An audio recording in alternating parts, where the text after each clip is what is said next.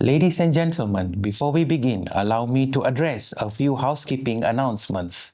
Kindly scan the QR code or click on the link provided to register for your attendance for today's event. Your e-certificate will be sent through your registered email. For your convenience, the Q&A session will be conducted via the Slido platform. To participate, please scan the Slido QR code that will be shown after the podium talk and submit your questions there.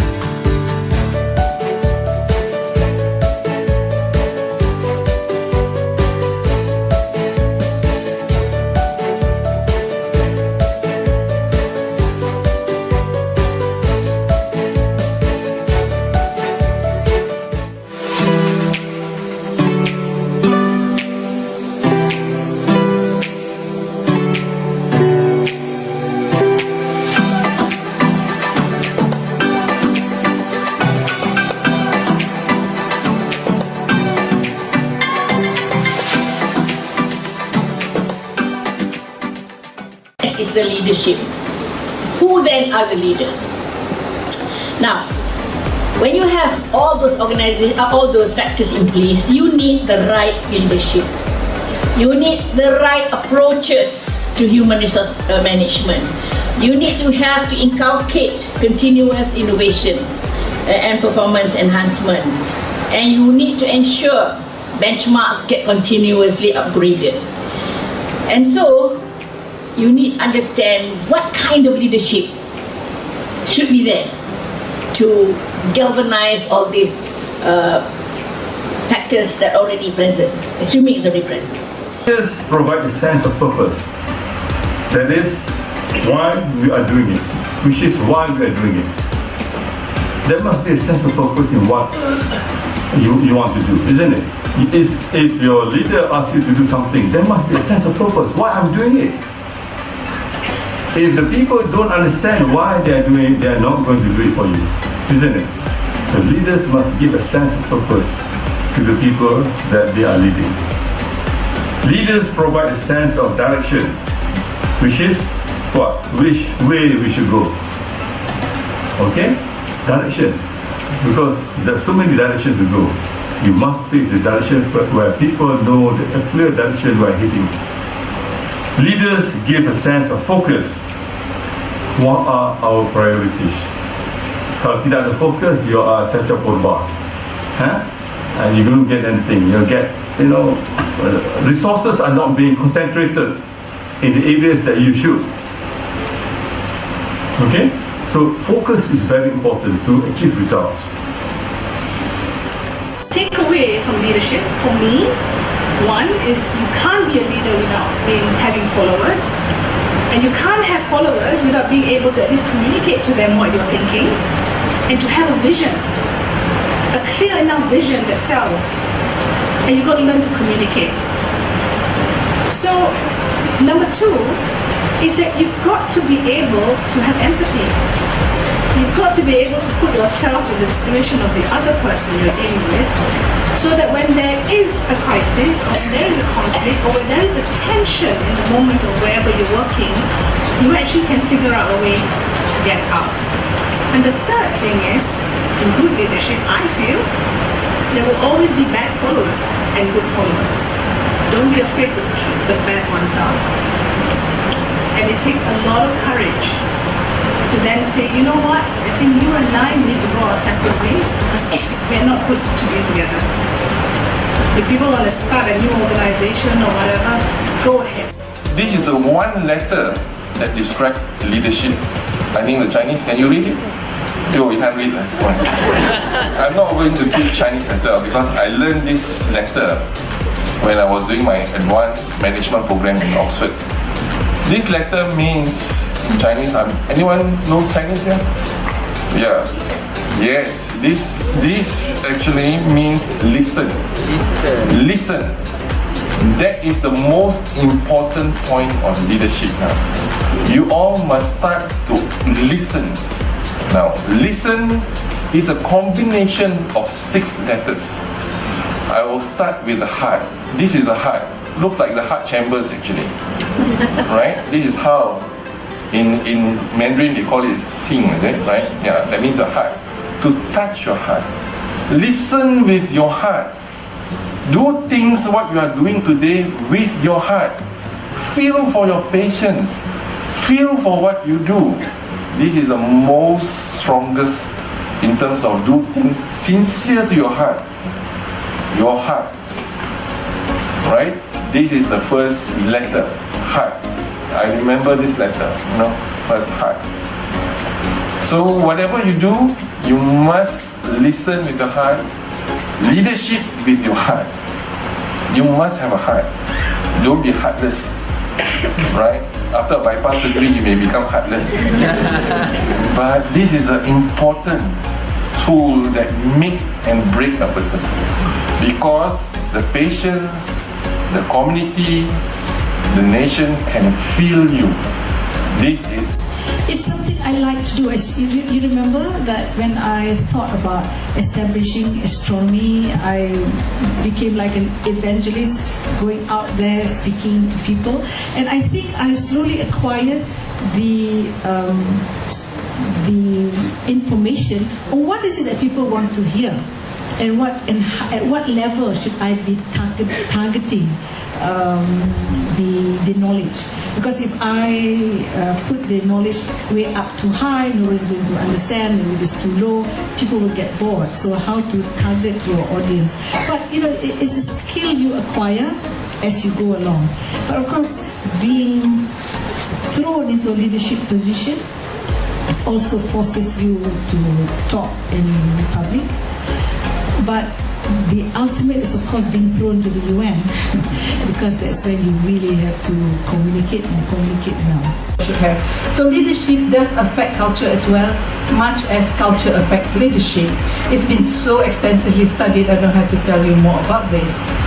Well, the definition of culture, I just take it, nowadays you just have Google and you get anything. So I think this is from one of the dictionaries, you just read it, you don't have to really talk about it right now.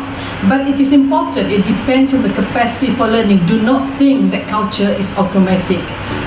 Of course your language can be automatic because that's what you speak at home, but many things you will have to learn. And it was just yesterday when I was taking my 4-year-old grandson for his play date in his friend's house. As he was getting into my car, the father was reminding him, Alfie, what do you do when you go to Kamisat's house afterwards? Well, I have to behave myself. What else? I have to say please and thank you. So he has to be reminded, you must say please and you must say thank you. So children don't learn that automatically, you must teach them. So a lot of cultural aspects will have to be taught, and you transmit it from one generation to another generation through the transmission. I think first of all, you need to know your subject. I think they need to trust and respect you. If they do not your subordinates do not trust or respect you, it's very difficult to lead. Second part, communications that I mentioned earlier. Third, knowledge, experience, business context or networking, and a lot of patience. So I would say that all those components that makes a leader would actually make you an effective and a successful leader eventually. We talk about the action that you take and apart from what you have within you as well. And having this knowledge is not about, again, what you've learned in the past. It's always, every day is a new day. Whether in corporate or in government, you must be very clear on your mandate. Before you do anything, make sure you perform a full diagnosis of the company or the organization that you're joining. Also establish what the strengths, the weaknesses, the opportunities, and the threats facing that organization. You then match the tasks that are required with the availability of talent that you have in the company before you start to bring in external reinforcements to fill in the gap. You then revisit the vision and mission to ensure its relevance, to formulate strategies and action plans together with the management team. So this is something that you don't do on your own, you do it together with the team, and make sure that you syndicate them with all the stakeholders, including the external stakeholders. So apart from your board, you need to engage with your shareholders, your employees, regulators, and business partners where relevant. Once you come up with your vision, mission, your plans, you need to communicate your plans and update them regularly with all levels of employees. Set clear and measurable short-term and long-term targets with clear timeline and accountability. Implement a balanced scorecard or performance management system in your organization. So in our case, government has already done that with our KPI system and so on, and align the interests of management with that of shareholders. And once you are able to achieve the improvements for the company, you then make sure that you share the rewards, not just among the management staff, but also with all the performing employees. So this would be some of the lessons learned from the company's perspective. My take-home message. So I guess many of you, when you guys came here, you see that the topic is quite technical and innovating health systems. But my objective is not to be technical, but the take-home message is a bit technical because the third sector as you all know, maybe some of you don't know, it means the non-profit sector. So we have the for-profit, we have the public sector. So anything in the middle is the third sector, or we call it the non-profit sector or civil society sector. So in Malaysia, our health system is, or as compared to Southeast Asia, ours is one of the best. So maybe the third sector is not as prominent as those countries like Cambodia, in Laos, or in Vietnam. But it remains important in complementing health system, especially for those who are marginalized. For example, this morning we just talked with Dr. Desi just told me, like in Sabah we have a lot of stateless people, and we have a lot of refugees coming in from Myanmar, and we have a lot of migrants, and these people are not covered by the public health system fully. And through UNHCR, maybe they can get half discount, but still they cannot afford it, right? So the third sector is very important to complement the health system to provide healthcare coverage for these populations that are not covered in order to achieve universal health coverage, especially in terms of financing, service delivery, and the human resources. And it's important because they are able to innovate. So always try your best to think out of the box and how you can innovate by yourself, think of an issue and all that. So if you see, Bill Gates himself has clearly said that in the next few decades, millions are most likely to die, not due to war or missiles, but microbes. So that was one of the very strong statements that moved me to work towards global health or predictive analytics in infectious disease. And when you speak about artificial intelligence, how many of you all know what is AI? Huh? Artificial tahulah kan? Oh ni artificial lah. There you go.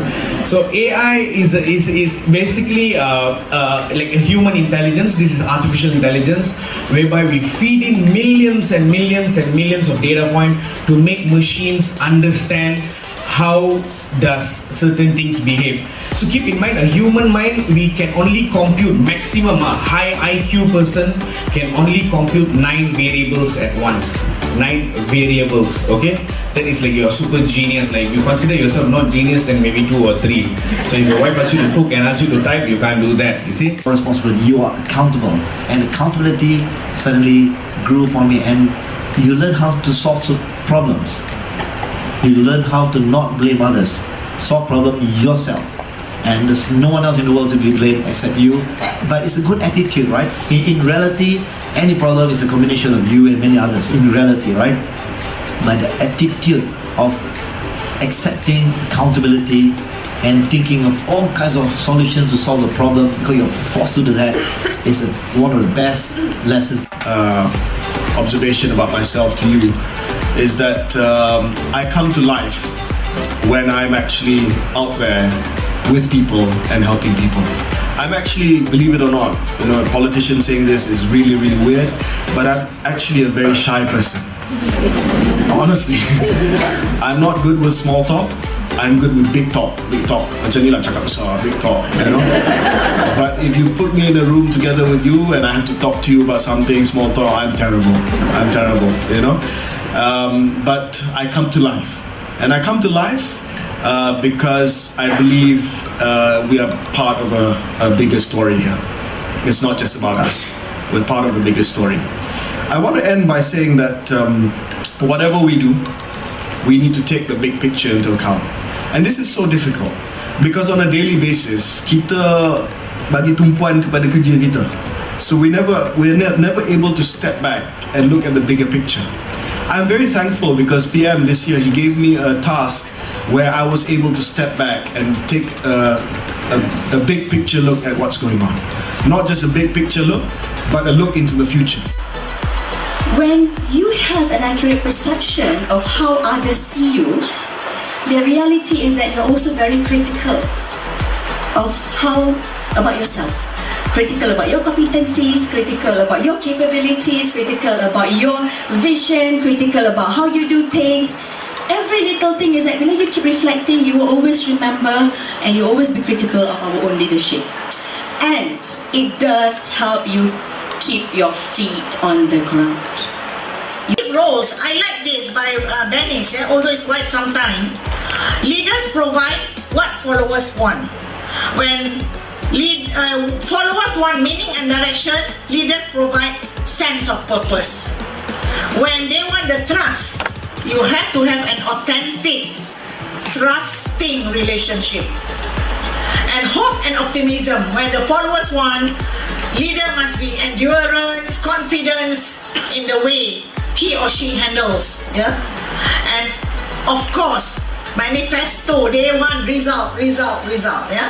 So leaders have to be biased towards action. Get the results. Be courageous to do it. Yeah? And if you are not able to deliver, you have to explain why.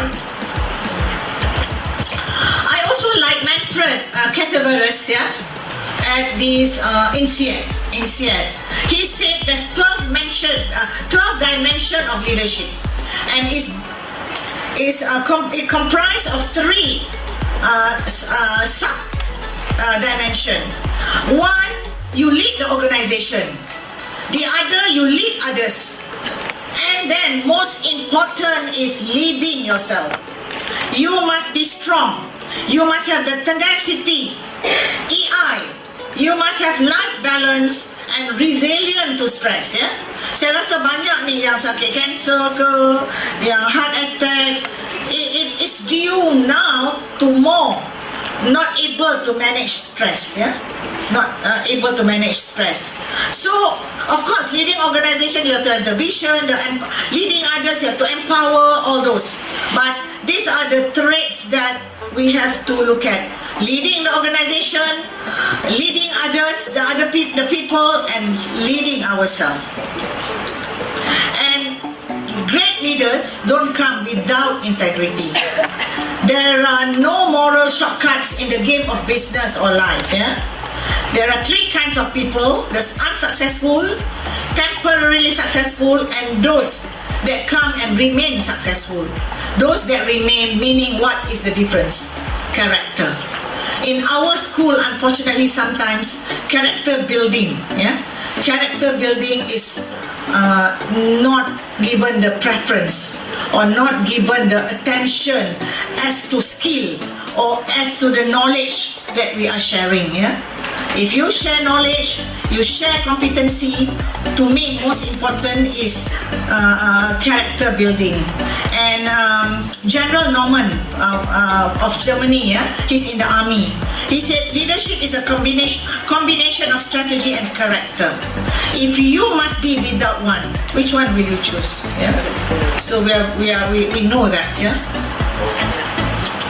And I also like this, maybe most of you know, Warren Buffett say, in looking for people to hire, look for 3 qualities: integrity, intelligence, and energy.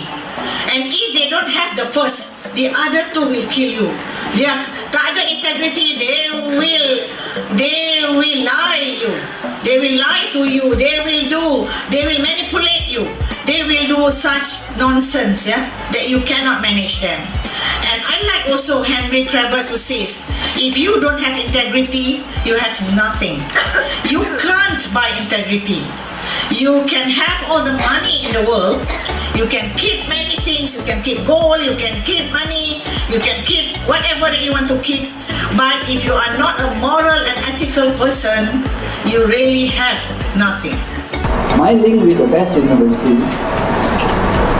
is, I always tell them that you already have done a lot in your side.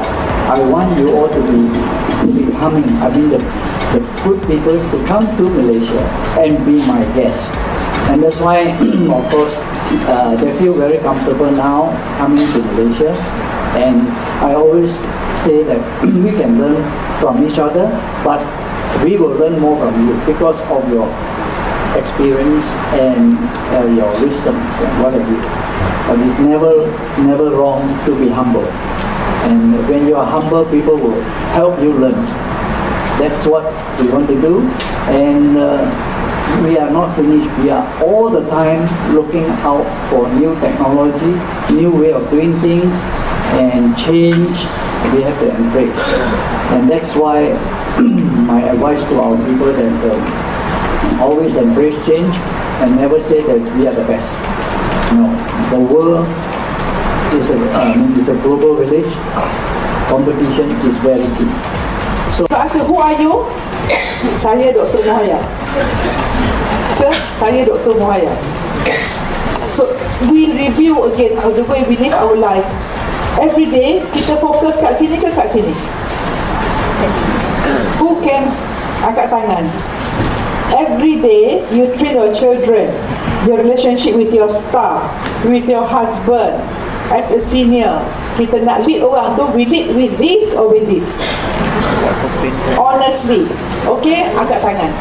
Siapa rasa selama ini, sebelum hari ini, kita lead with this? Angkat tinggi-tinggi lah.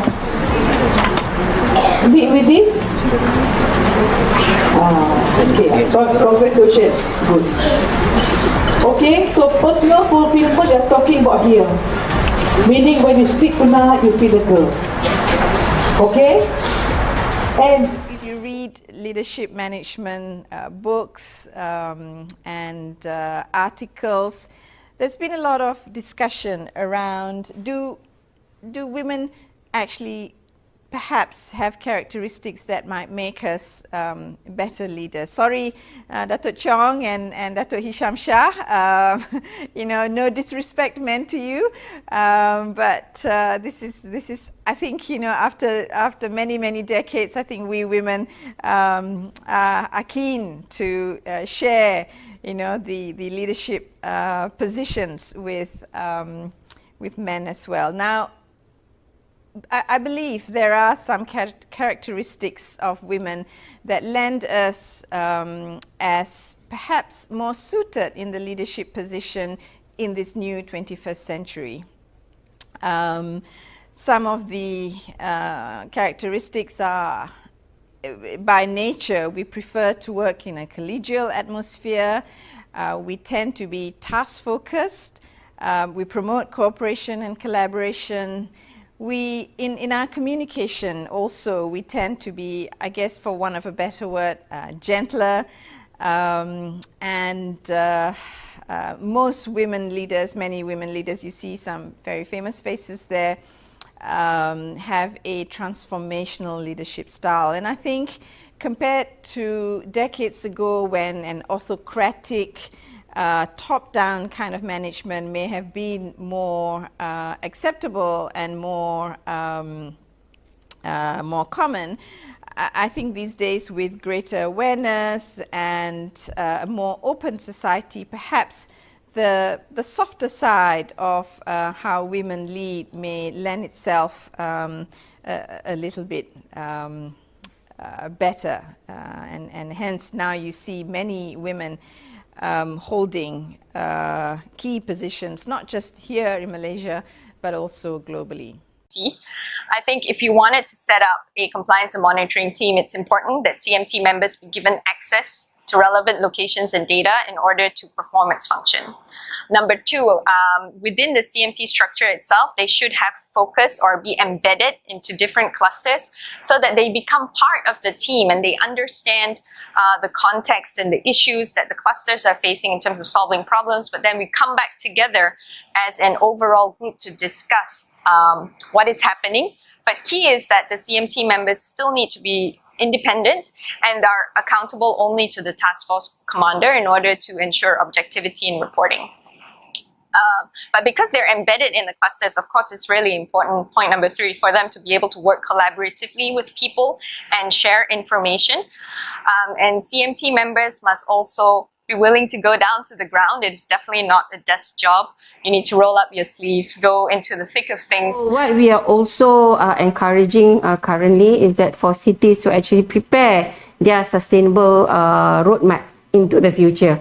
And as we recall, there are 17 goals, and the third goal is good health and well-being, which is very related to the healthcare professionals that I'm addressing today.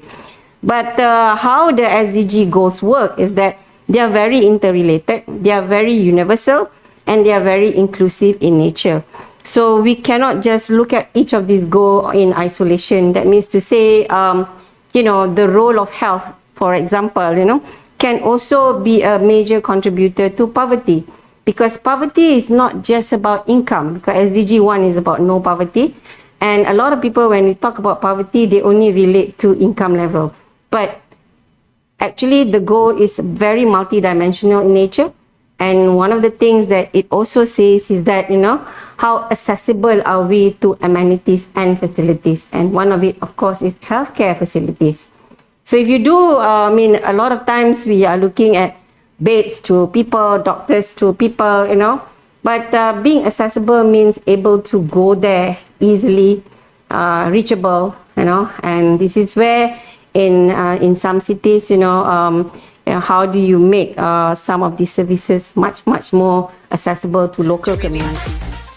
When I want to talk about how to transform an organization to achieve big, fast results in the context of setback and also dealing with uncertainties, I have a very simple equation. And the equation is you have to change the way in which you lead the organization. I call it transformational leadership.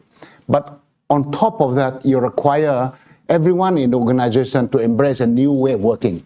And if you have the two things put together, that means the leadership is behaving in a manner that's transformational and the staff are working in an entirely new way, then you get... So to a great extent depend on the political process, the political thinking, and the political leadership. And there has to be a successful marriage between health and politics for these health policies produce results. There's this very common, it's actually an article in the Journal of Public Health, very good article on health and politics. From that, you take this line with science can identify solutions to present health problems, but only politics can turn most of the solutions into reality. Otherwise, the solutions just remain as a concept. You need politics to convert it into solutions, into reality. So how are you going to do this? This is the important thing. So for you to understand this, you must understand what are the different things, different drivers of the two different processes. If you look at health policies by us, which is done within the ambits of the Ministry of Health, minutes of the Institute of Health, National Institute of Health, and all the universities and all that is driven by science. It looks for specific indicators. It's a want to achieve certain points. So it's very objective. Those are the solutions. But the question is, does it take into consideration the economic aspects? Does it take into consideration the social aspects? Does it take into consideration the political impact? So these are things which is very often outside the realm of the health policy domain. I used to say in my post-cap meetings when we are doing some very serious reform, I said we don't want to do a reform and lose the government. So I used to say that every time you do a reform, you must make sure the government has got an increased chance of winning. But despite doing all the reforms we lost, but that's a different issue. But then, so that is the driving factor in the minds of a politician. So in the political process, of course, you give a policy. The political process looks at the economics. Look here, is this going to cost me more money? Anything which actually which brings in income stands a higher chance of success and something which actually becomes an expenditure. So you must understand this fundamental principle. So anything which actually generates income has got a higher stand. It's easier political decision. Anything which involves an expenditure, it's a more difficult decision, but can be justified. And sometimes... When we are vulnerable, sometimes you feel scared. When you feel scared, you don't want to do anything. That is worse. No, nothing move. You just keep the file for 3 months. Yeah, for 3 months, you are safe, but things not moving. All right? So outstanding leadership is about the courage to act when faced with fear, uncertainty, and danger. Knowing what your fear is, the first step, and then you assess your risk. And bravery is not the absence of fear, but overcoming the fear. So every time my officers come to me with all the problem asking to me and all this, my first thing is that would it put ourselves in trouble? For example, police, SPRM and all this. But if we do something with conscience is clear, the most is kita dapat surcharge ke, tindakan disiplin ke. But if worth, then you break the law. All right? If you don't do it, you worse. So it's the story of this ship, yeah? This ship got a lot of sailors all inside. It was sailing and then suddenly in the rough sea, all right? The ship almost what you call sunk or overturned, yeah? So the sailors were all so scared. And suddenly the captain announced to them, open the hole, yeah, the cargo there, and fill in a lot of water. They said, this captain is crazy, the sailor said. The ship is about to sink and he asked us to fill in more water. All right? But based on the captain's experience, if there's water going inside there at a certain level, the ship will become more stable, stabilized. This is what we do as a leader. We dare to lead, to stabilize the situation. Yeah? When COVID happened and all this, a lot of officers come to me and they see, hey, why KSU, you are so calm? I said, I've seen so many crises, 34 years in the service. The worst was 1997. As usual, yeah, financial crisis, everything collapsed, the bank collapsed, interest rates shoot up and all this, all right? And the worst thing is the political tussle. Yeah, our PMX was put into jail and all this, right? Remember the black eye issue and all this? We went through all this and we survived. And 2018 is another crisis happened in America, affects our economy, slow down so much, subprime crisis. So as officers, we go through all this, we experience all this, we work through all this. So now COVID, don't worry, crisis will come, we be persistent, we be tough, it will go away.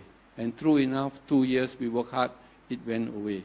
Yeah? So this is the idea that when you, this one in this situation, be positive, dare to lead. Yeah? Overcome your fear, even though inside you, you are fearful. And of course, you must deal with your egos.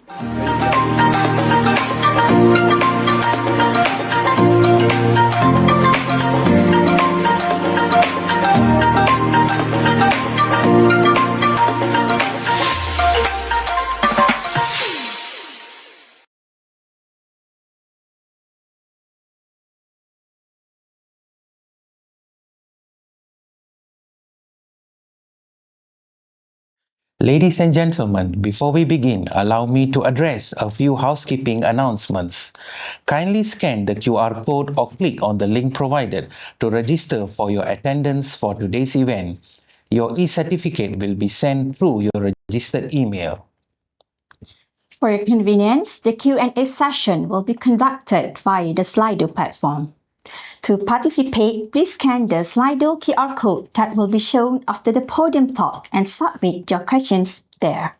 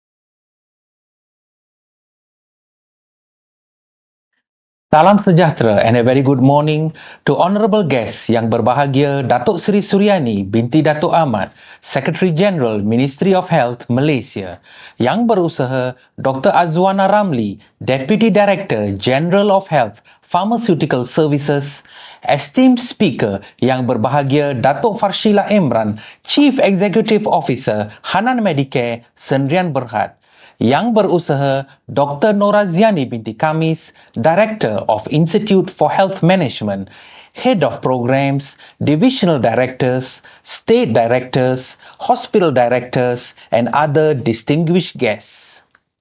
We would like to welcome all of you to the TGP Inspirational Leadership Podium 2025 titled Balancing Authority, Hope, Fear and Compassion in Leadership.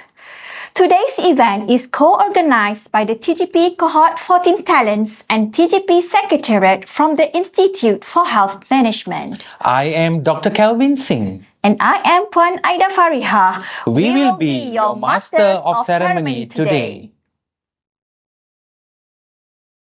Distinguished guest, TGP is a specialized initiative created by the Institute for Health Management, National Institute of Health to nurture potential technical officers and future leaders of the Ministry of Health.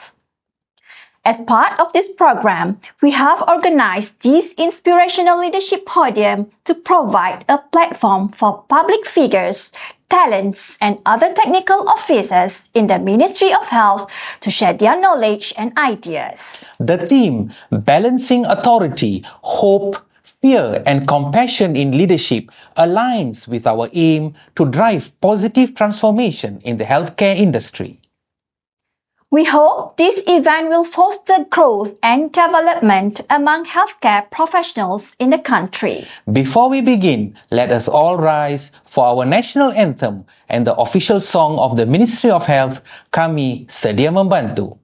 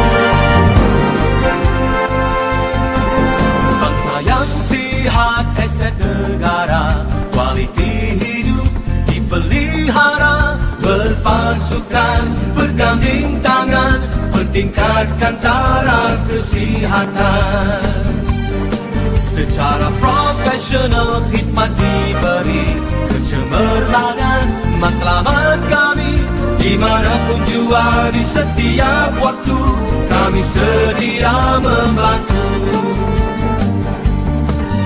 Kami penyayang pada semua, bagi kami tiada beza. Bertanggungjawab amalan kita, kesihatan dan maruah dijaga. Secara profesional khidmat diberi kecemerlangan matlamat kami dimanapun jua di setiap waktu kami sedia membantu. Dimanapun jua di setiap waktu kami sedia membantu.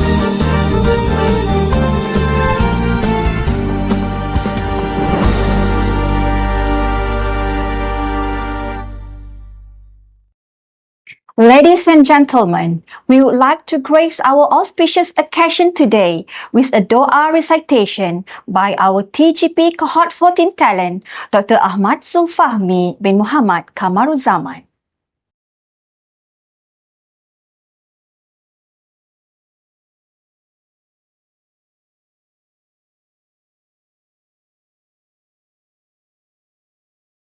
Assalamualaikum warahmatullahi wabarakatuh, and very good morning to all.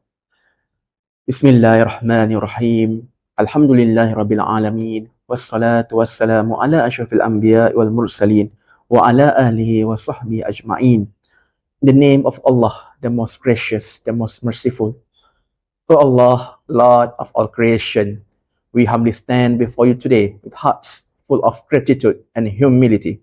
We thank you for the countless blessings you have bestowed upon us and for allowing us to gather in this event with the shared purpose of learning, growing, and contributing to a better future through visionary leadership.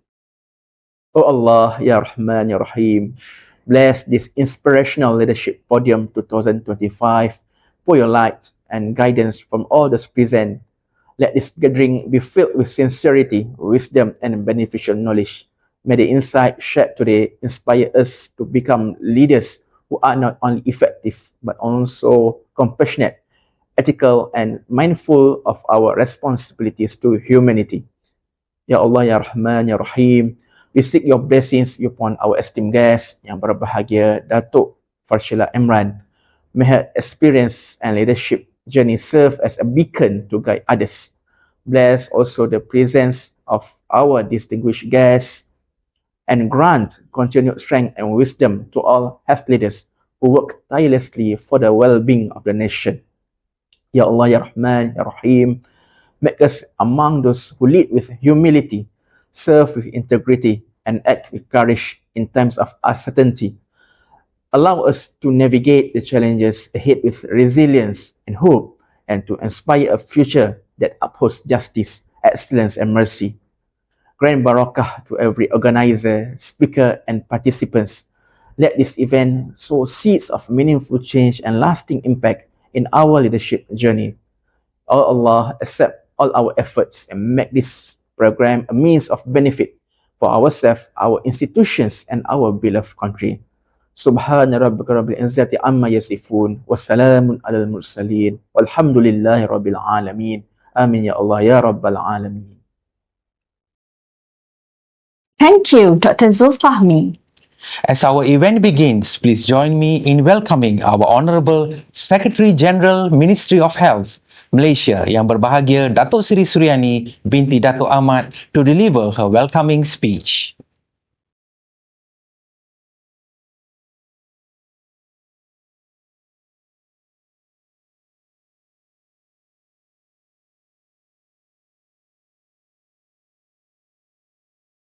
Assalamualaikum warahmatullahi wabarakatuh. Salam Malaysia Madani and a very good morning. Yang berbahagia Dato Farshila Emran, CEO Hanan Medicare Sedia Berhad, former Managing Director Pharmaniaga Berhad. Yang berusaha Dr. Azwana binti Ramli, Deputy Director General of Health, Pharmaceutical Services. And yang berusaha Dr. Noraziani binti Khamis, Director of Institute for Health Management, also Head of Talent Grooming Program, TGP Secretariat. Ladies and gentlemen, a very warm welcome to each and every one of you. I'm truly delighted to open the TGP Inspirational Leadership Podium 2025 themed Balancing Authority, Hope, Fear and Compassion in Leadership. This edition is a proud collaboration between the TGP talents from Cohort 14 and the TGP Secretariat Institute for Health Management, a collective journey that reflects both dedication and expertise, unified with the vision of building a brighter and more resilient healthcare landscape. Since its inception in 2014, the TGP Inspirational Podium series has been a platform where leaders from various sectors share their wisdom and experiences. Over the years, TGP has held more than 20 Inspirational Leadership Podium series, and starting in 2022, post-COVID, TGP transitioned into the virtual realm, embracing technology to reach and inspire even more minds. I'm pleased to share this year and continue in that spirit, leveraging the virtual format to maintain accessibility while preserving the essence of meaningful dialogue. Ladies and gentlemen, leadership at its core is a delicate balancing act. We are often called to make decisions that require authority and to be firm and clear.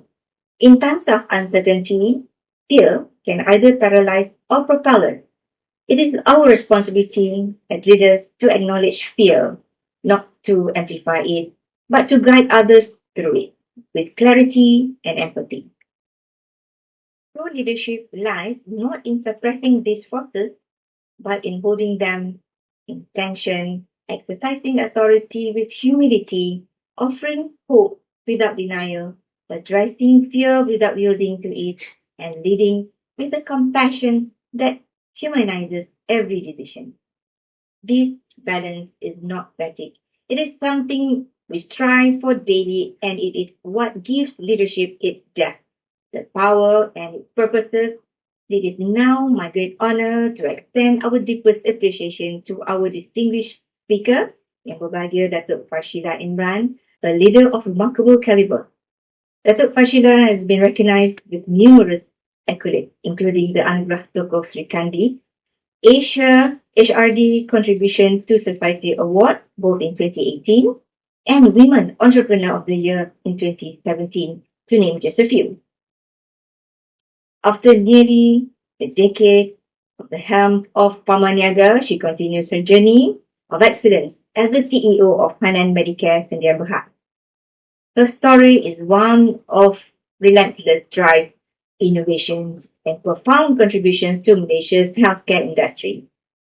Ladies and gentlemen, at the heart of this event is the Talent Grooming Program, TGP, the Ministry of Health initiative aimed at nurturing and empowering future leaders. In today's ever-evolving healthcare environment, our ability to respond, adapt, and lead is more critical than ever. By equipping our professionals with the skills and mindset for forward-thinking leadership, we strengthen our collective capacity to protect and promote the nation's health. As we embark on today's sessions, I encourage everyone to participate actively. Let us embrace this opportunity to engage, challenge ideas, and share perspectives. Together, let's reimagine healthcare driven by leadership that not only overcomes challenges, but also inspires future generations. Once again, I welcome all of you to the TGP Inspirational Leadership Podium 2025, where conversations spark change and leadership shapes the future. I'm confident today's session will be both enriching and inspiring for all of us. Thank you. Thank you, Yang Berbahagia Datuk Sri Suryani. Dr. Calvin, we are grateful to have Yang Berbahagia Dato Farshila Emran with us today. Let's introduce Yang Berbahagia Dato in more detail. Yang Berbahagia Dato Farshila is a prominent figure in Malaysia's pharmaceutical industry.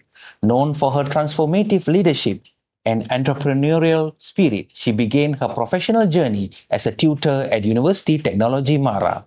In 1990, she joined the corporate sector as assistant representative of Sedivir France, a company specializing in high-voltage transmission equipment. Her dedication led to her promotion as the company's Malaysian representative until 2001. That same year, she founded Idaman Pharma Sdn Berhad, making her entry into the pharmaceutical industry. In 2005, she acquired a pharmaceutical plant in Sungai Petani Kedah and formed Idaman Pharma Manufacturing Sdn Berhad. It was later acquired by Bostad Holdings Berhad, leading to the establishment of Pharmaniaga Berhad in 2011, where she was appointed Managing Director. During her tenure, she improved operational efficiency and implemented the Pharmaceutical Information System, PHIS, adopted across government hospitals and clinics. Dato Farshila's contribution have won her numerous accolades, including Woman Entrepreneur of the Year, Anugerah Tokoh Sri Kandi, and the Asia HRD Awards for contribution to society. In 2021, she assumed her current role as CEO of Hanan Medicare Sdn Berhad, continuing her mission to improve Malaysia's healthcare system. Let's now enjoy a short video montage of Dato Farshila to get to know her better.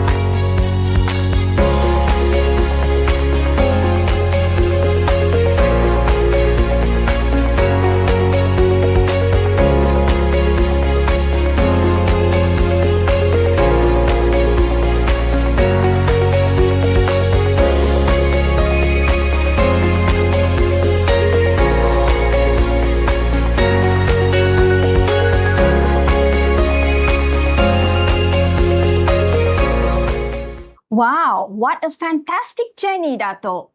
Now, let's welcome Yang Berbahagia, Dato Farshila Emran, to deliver her speech. The stage is yours.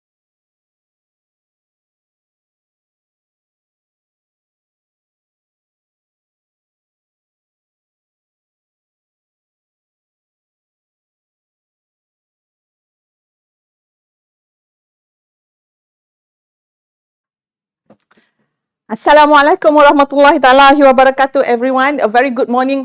Thank you for a very warm welcome. And I would like to thank my husband today because he has the authority to say yes for me to be here today. Thank you, darling. Okay. Good morning, everyone. Whether you are live or you are at the studio, I am taking this opportunity, number one, to thank you, Yang Berbahagia Datuk Sri Surani, for your leadership at KKM. I respect you. I know you. You're very good leader, and I respect the way you handle situations from the day that I was in Pharmaniaga, and we were together during a signing ceremony, and you know what happened during the signing ceremony, and we laugh about it, and Alhamdulillah, things went well. Today's topic is balancing authority, hope, fear, and compassion in leadership. If you ask me, I will be presenting in in 2 languages. I will add in some Malay words and also some in English. If you ask me, in my industry, I fear. The one that I fear the most is MPRA. I have a very strong person here today, Dr. Azana. Thank you very much. Yes, I am fearful of her team. Why I say?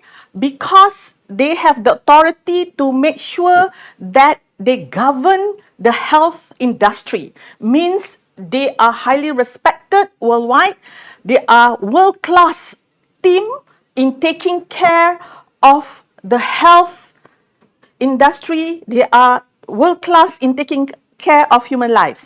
When I talk about MPRA, I am very emotional about it, because if everyone in Malaysia knows how hard they work to make sure that our health concerns are being taken care, no compromise on quality, no compromise on safety, no compromise in quality, safety, and efficacy of whatever is being consumed. For that matter, thank you very much, MPRA. And I also want to thank you for all the members of committee for the TGP Talent Grooming Program for inviting me today.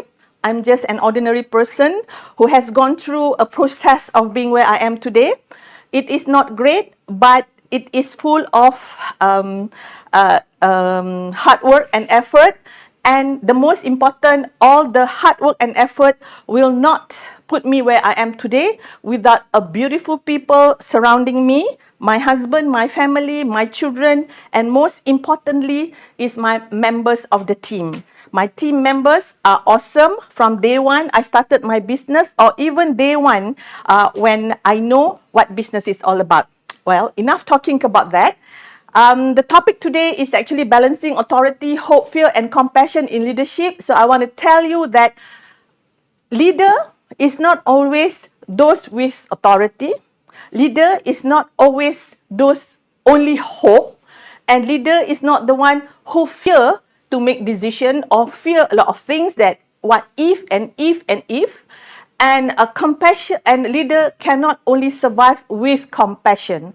So leader must have a balancing of authority, hope, fear, and also compassion in our day-to-day lives.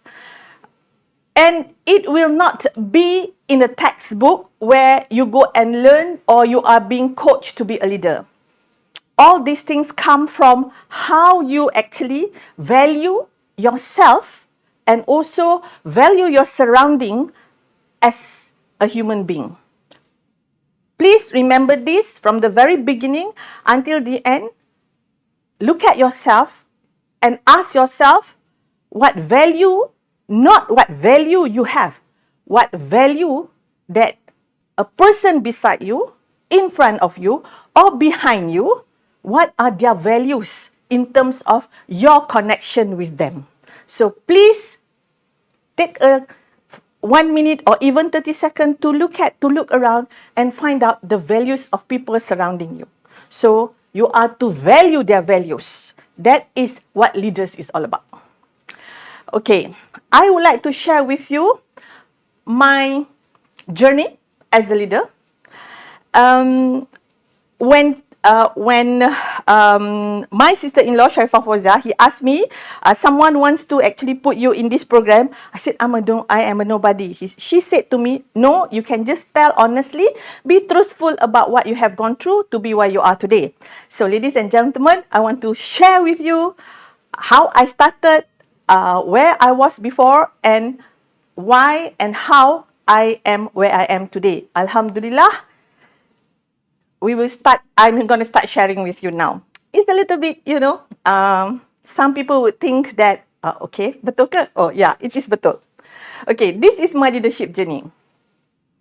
Do you know, upon graduation from ITM, I was actually asked or put or placed into a young lecturer scheme program. But unfortunately, it was recession. Then we were not allowed to pursue our studies. But we were asked to stay back and be a tutor first. So I start tutoring in UITM. And for a year, I was tutoring and I was thinking, is this what I want to do? So with due respect to all the lecturers out there, they had to work very, very hard to make people understand.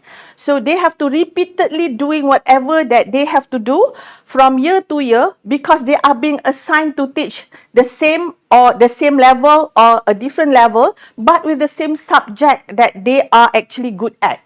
So when you learn from them, you have to respect them. But at the end of the day, for me, I respect the way, the profession, the tutor, the lecturers, but I cannot be one because maybe at that point in time, I was too young and I don't have passion for it. And I can tell you, when you want to do something, you must have passion to do it. Maybe we do it because of the passion. Some people, they don't do things for passion because they do things for money, but it is your own prerogative to feel or to do what you want. But for me, after that particular situation, that particular job, I've decided that I want to move on. I cannot be a tutor, but nevertheless, most of my students got 4 flats because I cikgu garang. I tutor garang. Yes, I am. And then I apply and I become a secretary because the course that I took was a secretarial sciences and we were trained to be a secretary. So people say, oh, why you want to be a secretary outside when you are already going to be furthering your studies and everything. So I said, well, I can't fit myself in that situation. So I want to do and to become what I was trained. Then I applied for a job. This is very interesting. So I applied for the job when I saw there was an executive secretary required for a foreign firm. So I applied, and during those time there was no handphone. Yeah, there was only land phone, and we applied everything pakai surat. And I wrote and then I sent my resume, and then one day I received a call at home and said that I was asked for an interview. So I went for interview. There were one Frenchman, one Malay man, and one American man.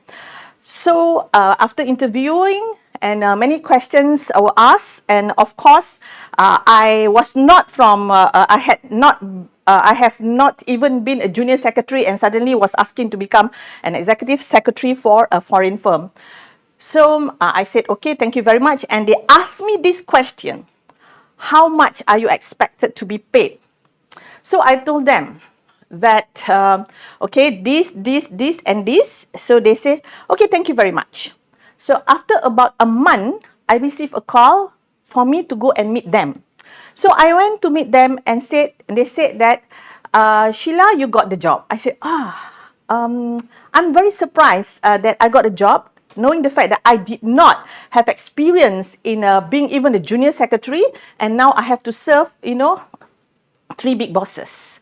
All are directors in position. So I asked them, what made you want to employ me? And they said, because you're the only one, I repeat, the only one who did not put value on how much you are to be paid. And your answer is very remarkable because you answered it this way. And this is how I answered.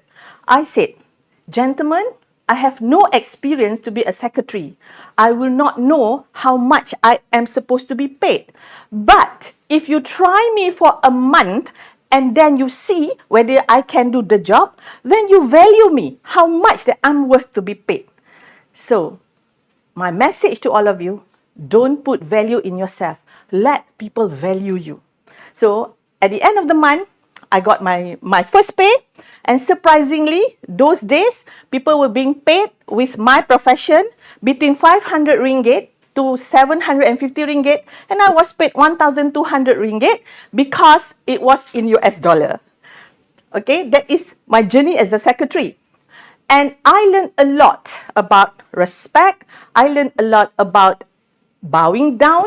I learned a lot about connections. I learned a lot about public relations, and I learned about being a capitalist during this position.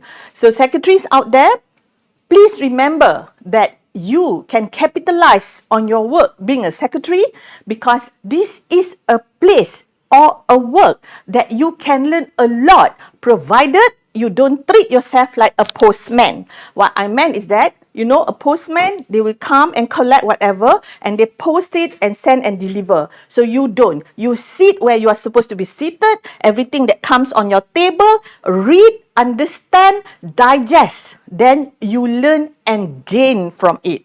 So that is, you capitalize on whatever your position to be better, to gain knowledge. This is the best position. So don't think that you are in this position, oh, I'm just the secretary, no. If you know how to capitalize in this position, you can be very much better than probably some of those who are within the system. You know, from Department A, Department B, Department C, Department, if you have 10 departments, if you study, you have the knowledge of all the departments compared of those in Department A will not know about all the rest of the departments. So please, capitalize on your position.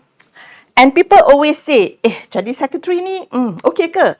Okay, I tell you about a joke. I really like to share this, you know, and there's actually a lessons to it.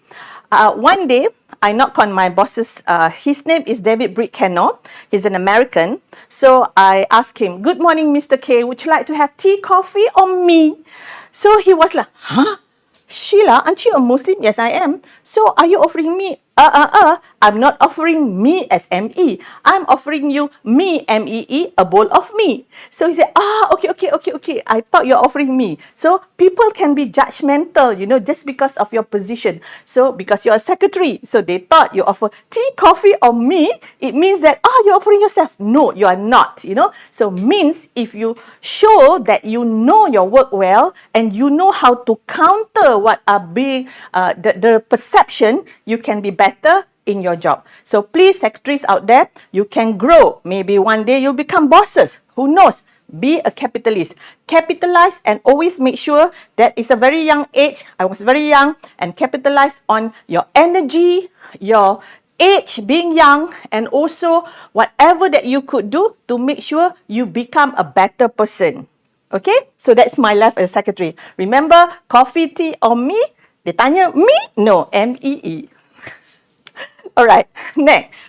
So then, I work with the same organisation. Like I told you, when I was a secretary, I practically learned a lot about what are the business all about. It was a high voltage transmission lines equipment business. So the company deals with high voltage equipment. If you go along the highway, you will see a long cable, overhead cable, and you will see a tower, and within the tower, you will see a green round thing, you know, holding on the tower. So those yang tak pernah tengok, hari ni mungkin you akan tengok. That is called insulators. So the insulator, they insulate the tower from electrocution. So we deal with that one. There are only 2 manufacturers in the world when I left the last time. So I wouldn't know whether there are still 2 or they have added. So probably I heard that it has added, that they have got from China, porcelains and everything. So this company deal with a toughened glass insulator.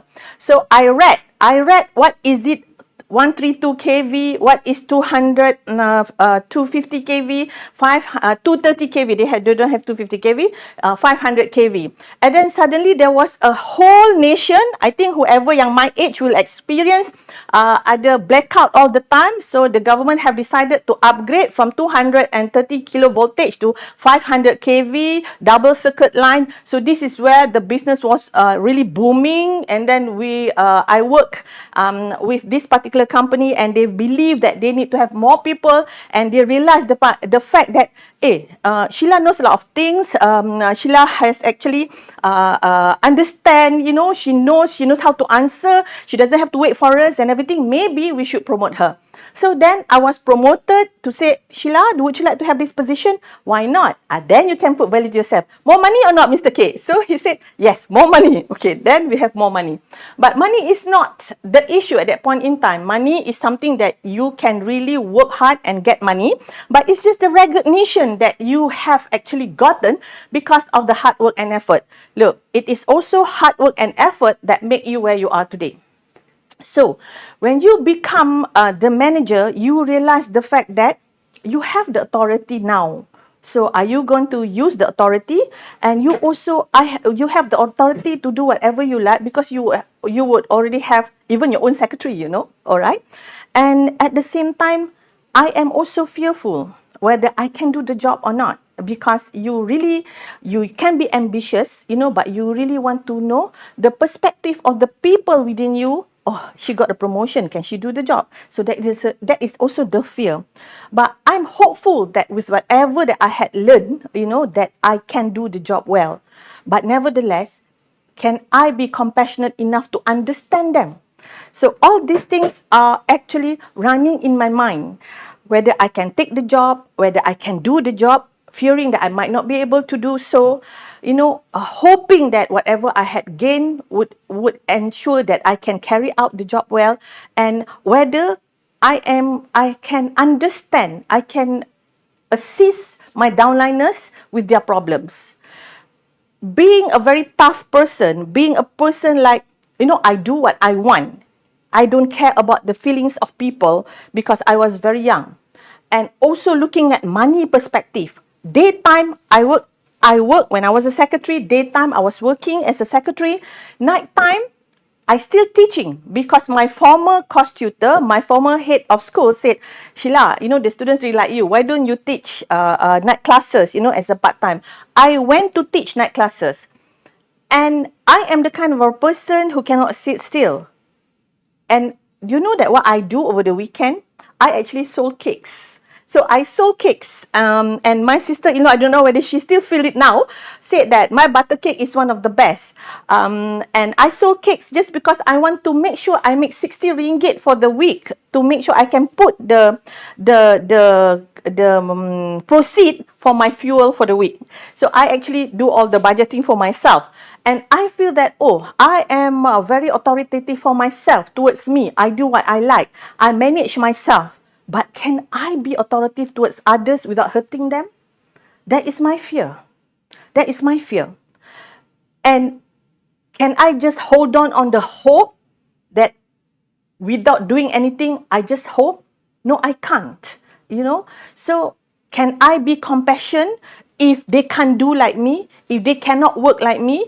If they are not, if they're not willing to work overtime like me? Can I? So, all those things are very, very, what shall I say, are very, very sad that at that point in time, I don't know how to balance it.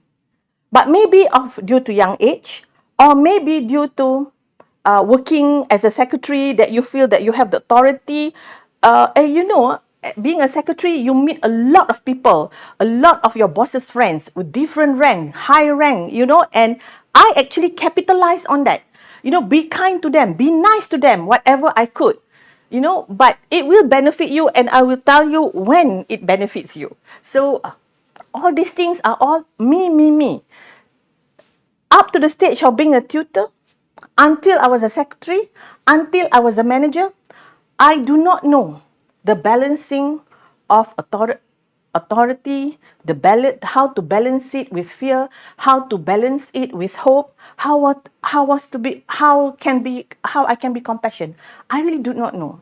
So maybe because of the young age, or maybe because, like I said, I do what I want.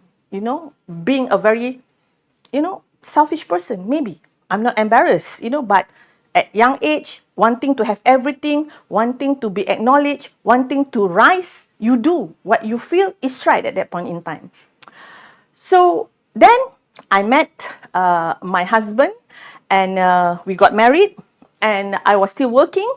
And one fine day, I've got a sister. I've got one brother who got married together with me. So I have this my sister-in-law of mine. So we got married, and I was not blessed with any children. So she was blessed with children, one after another. And until she got her third child, only I got my first child. So during that process, she was telling me that she's a very, very good, she's a pharmacist, by the way. She is in within her colleagues, she's highly respected.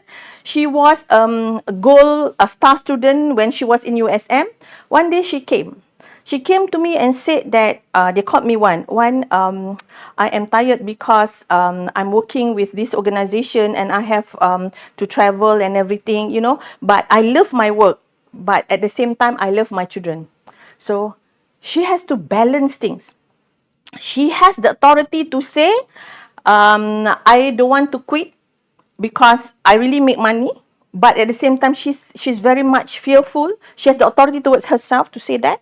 But she's very fearful that she might neglect her child. She's hoping that she can have the job and actually don't neglect, spend more time with the child. At the same time, she is so compassionate about not being around with her children. So finally, I said to her, why not we open up a pharmacy, a retail pharmacy, and maybe from there, you can stop your work and we grow from there. So that is the journey that we started, and I also resigned from the company after a while. And this is our journey, and this is also my journey and her journey, that I become an entrepreneur in the trading and manufacturing of pharmaceutical products. And why am I doing a business which I do not know about? So the fear is there, of course, but I believe that she holds the authority to make sure that, hey, I have this pharmaceutical background, you don't worry, we combine and we do the business together along with another niece of mine who also knows the law. And she said, I take care of the HR, you take care of the business, she takes care of all the regulatory. So we started a trading company called Idaman Pharmas in Berhad. And we did a trading business, and we couldn't survive with 60 ringgit a day. So it's very fearful, all right? So it's very fearful. So one day we think that maybe we should stop, okay? Maybe she should go back because we're just making 60 ringgit a day. So I, as part owner, told her, no, you can't, we must move forward. She said, okay. I said, I have the authority to tell you that. Now I'm telling you using my authority. But at the same time, I hope that you can actually get away with the fear, and at the same time, you try to make sure that whatever the compassion that within the system that we have towards what you have experienced before, what I have experienced before, we move forward and try to beat whatever all the odds. So Alhamdulillah, we manage. And from 60 ringgit a day, one fine day, this is also an entrepreneurial ways of doing things. You have to remember, you must be a capitalist, okay? One fine day, he said, we said we cannot survive with only 60 ringgit, so we must make more money. So we said, we will think about it. And, you know, in Tasik Titiwangsa, there's a carriage that you actually get into horses. So one day, we brought the children and naik kuda, you know, and go around the Titiwangsa, and then we went to see the horses. And then we saw the horses, like, you know, one of the horses at the stable is like macam having a very severe stomach ache. So I asked the person, kenapa dek? Ni, dia kata the horse is actually sakit perut. So what do you give? Said, they give ampicillin. Oh, okay. So where do you get the ampicillin? See, become a capitalist, you know, on kuda sakit perut. So then dia kata, okay, we said that, they said, yeah, we bought it at the pharmacist. How much did you buy? She said it's about 180 ringgit per jar. What is the, at that time, there's no dispensing unit. So they said it's about 500 per jar. I said, oh, 180.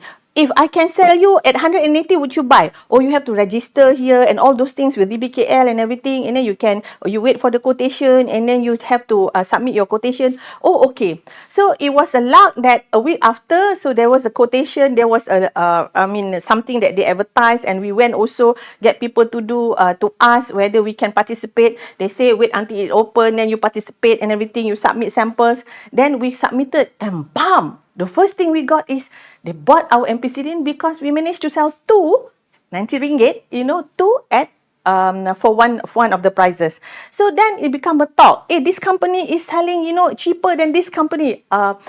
From there we grow. So when we grow, and then people started to know us, and then maknanya you if you see something, you see how best that you can capitalize on the thing. So who knows that you can make money out of it, at the same time cost saving for the entity. In our case, yes, we make money from nothing to something, at the same time cost saving for the people, for DBKL at that point in time. So you must always look at your business in compassion. So you have to balance it. If you feel that you want to go for money, then you would say, I sell at 160. But you believe that, there would be more kuda akan sikit perut and accessible to the medicine to more horses by selling at a cheaper rate. So you are compassionate about the well-being of the horses. So this is how you balance. You have the authority to sell because you knew the price, because occasionally you berborak. Ini capitalist lah, okay? When you are a secretary, you must know how to do PR and everything. Macam tu lah, okay? So now, at the end of the day, it goes with the, the rest are history. We managed to increase the revenue of the organisation. Then we started to be very busy. So one day, we heard that one particular company is under receiver. It is on the north of Malaysia. So we said, shall we go into the manufacturing? So they said, baik-baik sikit, we do not know all those things. I said, well, you have the authority in terms of knowledge, in terms of the pharmaceutical industry. So I said to her, and probably I have, the authority in understanding the business. So I apply authority in, you listen to me. And then you can also apply your authority to say that, no, you listen to me in terms of the products, and you listen to me in terms of the business. Okay, so then we say, what will happen if it didn't work? So we have the fear. So we say, okay, we know, but we don't be negative. We be positive in this perspective. You don't try, you haven't tried, you do not know whether you can do it or not.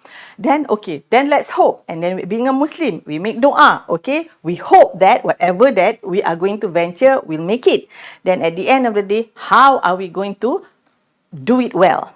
So we actually asked one of the public listed company. So went to see one of the head of the public listed company. We say, we have no money. Okay, we have no money, but maybe we can do the job together. You handle the monetary part, the finance part. Okay, we handle the technical part. So this pharmaceutical GLC said, okay, we can put you under vendor development program, which is actually being initiated by the government. Then we went and take over, and we went and took over the factory, and we went in, and we do not know what is it all about. But to cut the story short, Alhamdulillah, we survived. And during the process to survive, we are from KL. We actually had to do the job in Sungai Petani at the north. We look at the system and everything. We really have to impose our authority to make sure they do things right. In terms of GMP applications, a lot of things that we actually realized that the reason why they were placed under receivership is because due to a lot of technicalities and things like that. Then our fear just happened to be there, because when we walk in, we do not know what kind of situation that we have to correct. It was a lot. And of course, there's hope that we have to balance. And the best is that I have to tell you, it is very sad sebenarnya that we in KL was already talking about holidaying. We were in KL at that point in time. It was early 2000s. Holidaying. We were already talking about a lot of things, buying a lot of things. But over there, the plant was paying One of the lowest paid was only 190 ringgit. So don't you have the authority to say, I don't care, you just work. That is the money that you are being paid before, and now we're going to pay you now the same thing. All right? And you fear, then I was thinking that, balancing the authority, just now you're balancing your leadership skill. You fear with 90 ringgit, how do they survive? Can you hope to pay them more? Okay, so what do? You have partners. So what you do is that you have to fight with your partners who is actually taking care of the money. So why must you do this? Why must you do that? Why must? So I said to my partners, very simple. I eat with this amount of money. You eat with this amount of money. If you don't pay them more, at least the basic, at that point in time, people were looking at a basic of 450 ringgit. How do you expect them to survive? Don't you fear that if they know how much money you make in Kuala Lumpur, don't talk about the disparity in terms of cost of living. 190 and 700 ringgit basic in Kuala Lumpur is totally beyond imagination. Don't you fear that you are actually victimizing people?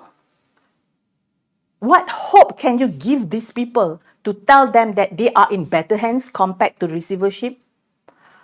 Why not you show compassion by increasing their salary so that you believe that with that they can serve you better?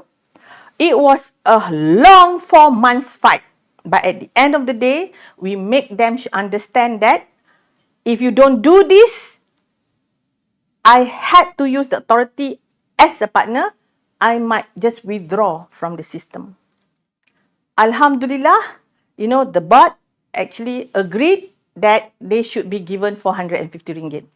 And from there, we can push for the production, and from 400,000 ringgit a month, we can easily push it up to 1 million ringgit a month. Why? Because you balance your authority with the fear that you have, with the hope that you have, with the compassion that you have.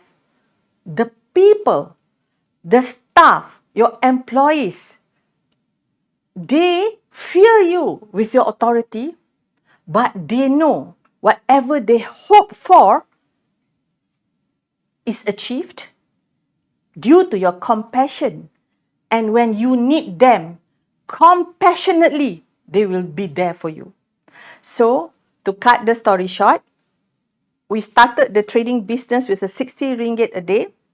When the head of GLC that invested in our technical expertise with the 49% minority, they have agreed to take over a larger company with the trust that they have with us. And I changed my course of life from being an entrepreneur to become a GLC head. Just to let you know, we started with 4 employees in this particular entrepreneur company that we did, and we ended up with almost 400 employees with a revenue of 60 ringgit. And when I left to join the GLC, the company was already recording a 200 million ringgit revenue.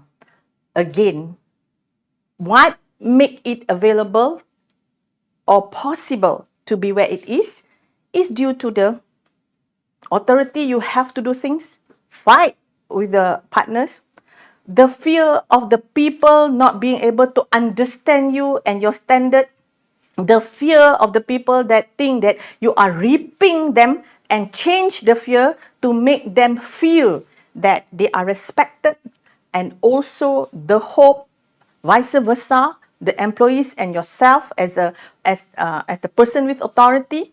I do not like to use the word boss, because you can be a boss, but a boss cannot be a leader. So, I would say colleagues, I would prefer that.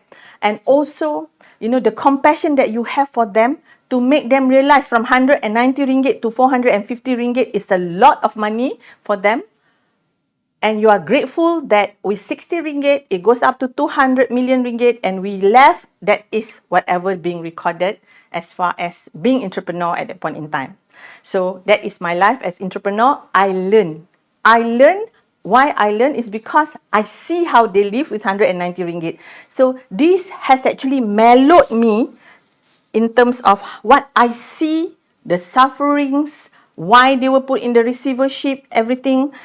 It makes you realize, and also probably as you age, you understand. So youngsters over there, you learn from your old, from the elder people within the system.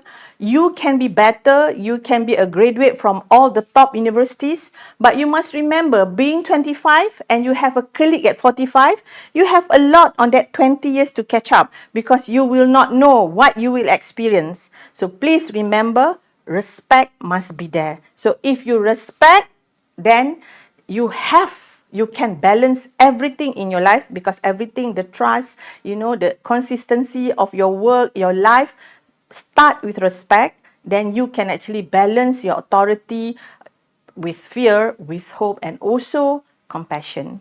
So I stop there as far as my entrepreneur is concerned. I'm going to continue as being the the Managing Director of GLC.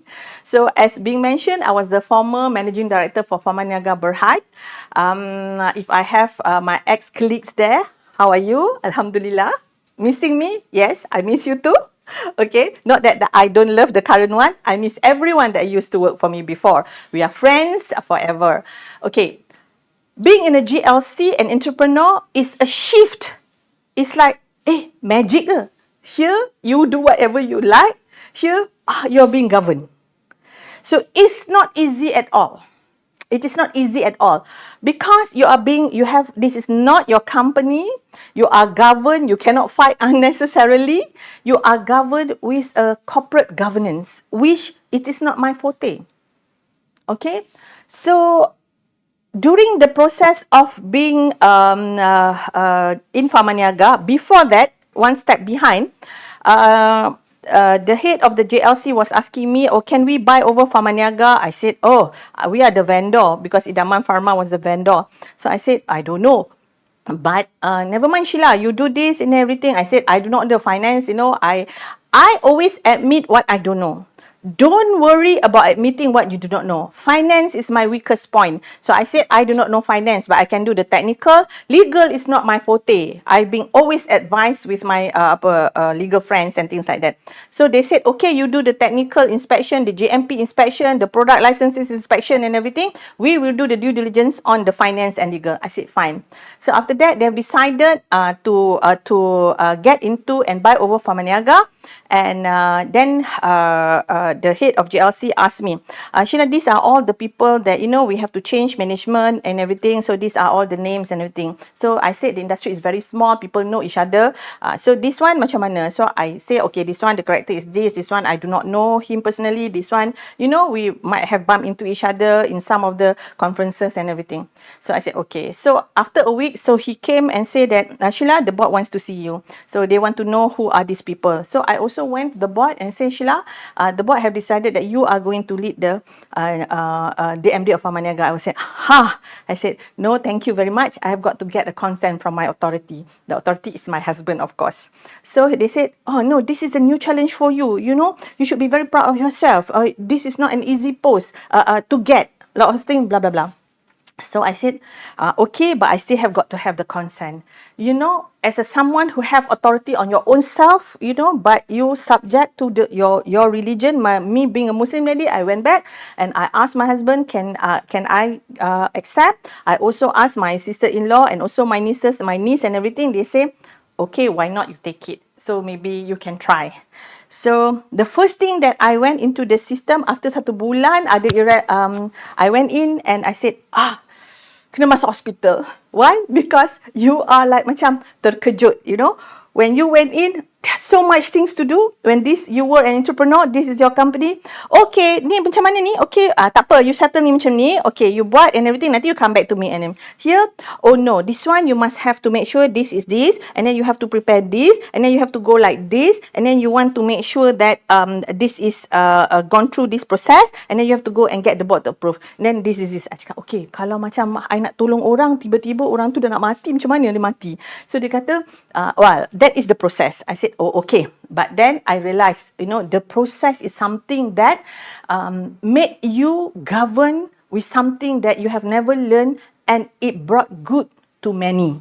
So that is where I actually learned when I was the MD of this GLC. Okay.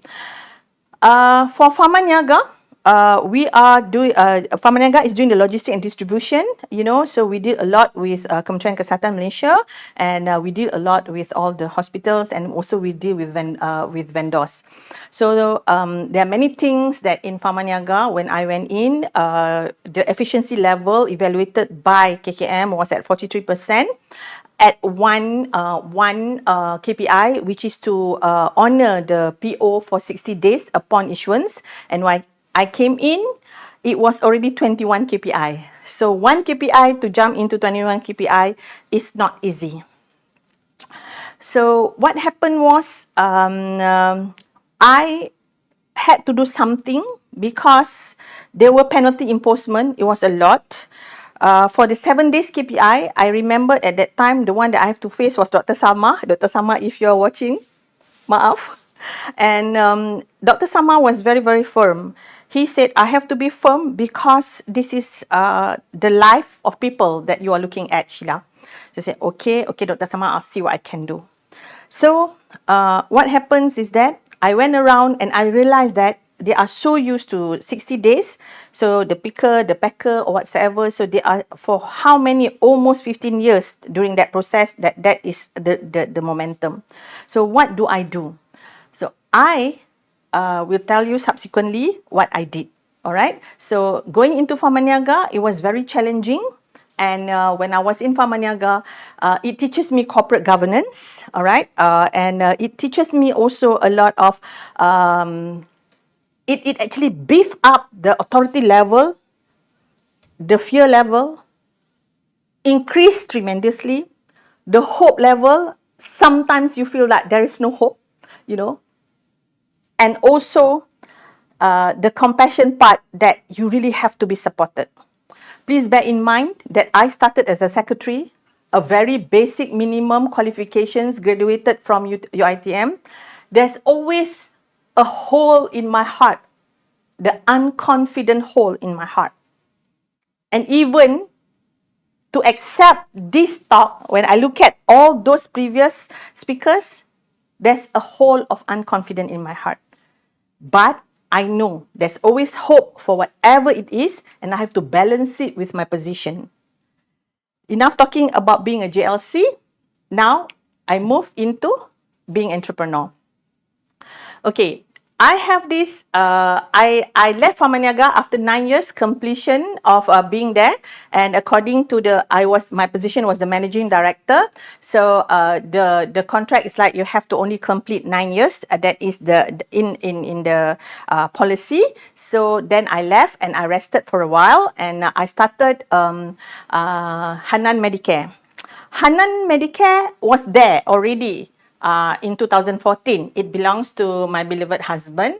That was a clinic after he has completed his contract with KKM. He was a doctor with KKM. So I told him to set up a clinic near Pharmaniaga, because at that time there was no clinic, and I realized that my staff had to go quite far when they need a clinic. So I asked the board and get the board's permission whether I can open a clinic, slang and everything. So they said, okay, because your compassion for the people, please go ahead, and we opened the clinic just beside Pharmaniaga in 2014. That is Hanan Medicare. So when after that, my contract expired in 2020. My last day was the 30th of March 2020. I rested for a while and I started to expand the company. I remember during those process, I was still looking at all my papers, pursuing my PhD, and I was saying that kalau belajar je ni tak applicable ni, idle my mind. So I remembered the late Tan Sri Samivelu was saying, an idle mind is the devil's workshop. It's true. You think about all those things, that could come out, whatever nonsense that you could think about, but then I said, oh no, I must start again to do business. So I started with a small, like a shop lot, it was during COVID, period of still COVID. People are actually closing business, but I set up with also 4 employees. I expanded Hanan Medicare. Also, we started from 4 employees, doing the same thing, and from 4 employees in 2021, 4th of January 2021. Alhamdulillah, today, what date is today? Today is the 7th of August. We are standing at 350 employees. We started with 1 outlet, with 2, 3, and then the whole building. And now we have 3 buildings. And we have got 1 5-story buildings, good signs. We have 1 4-story buildings with the warehouse, which is Hanan Medicare. And we are now in the middle of doing construction, already have reached 5th floor Hanan Tower. And we hope it could be ready by end of the year, inshallah, or middle of next year. And we hope that we can employ within the vicinity, it is situated in Kundang, at least another 300 more employees. So we hope that when everything is settled, from 4 employees in 2021, that by 2027, Hanan would have at least 700 employees. So doing the same thing, doing trading and manufacturing of pharmaceutical products. And please remember, always do what you are good at, but you can have a hobby or something that you have the passion. But mesti remember, you do what you're good at. And if it is best if you have the passion in what you are good at. Okay. While having this Hanan, Hanan was, like I was mentioning earlier, it was 2014, and people say, why Hanan? I will also tell you subsequently. Okay. Alhamdulillah, now I'm again an entrepreneur. But what is the difference from entrepreneur, being a GLC head, and this being entrepreneur again? When I was earlier entrepreneur, I do what I like. When I was the GLC head, I'm being governed, all right, with a lots of rules and regulations. And when I am now an entrepreneur again, I apply the governance. So you become a better person. It's just that the decision making is faster because you have the authority, the company belongs to you, but all documentations, whatever it is better than the earlier one when I was entrepreneur myself. All right, so that is how actually I move up and become better in terms of being an entrepreneur. So you gain experience in many, many situations. All right, so enough talking about my leadership. Now I wish to switch to the situation where I want to actually tell you or inform you or share with you the balance of how to balance authority, hope, fear, as well as compassion. I hope I don't bore you. All right. So what are the values of authority, hope, fear, and compassion in different teachings? Okay. So this is moral. Okay, this is very moral. So authority is moral. So when you have the authority, how do you actually execute the authority? Hope is also moral. You know, fear is also part of moral. Compassion is nothing compass. All right. So in different teachings that you're talking about is in Islam. Okay.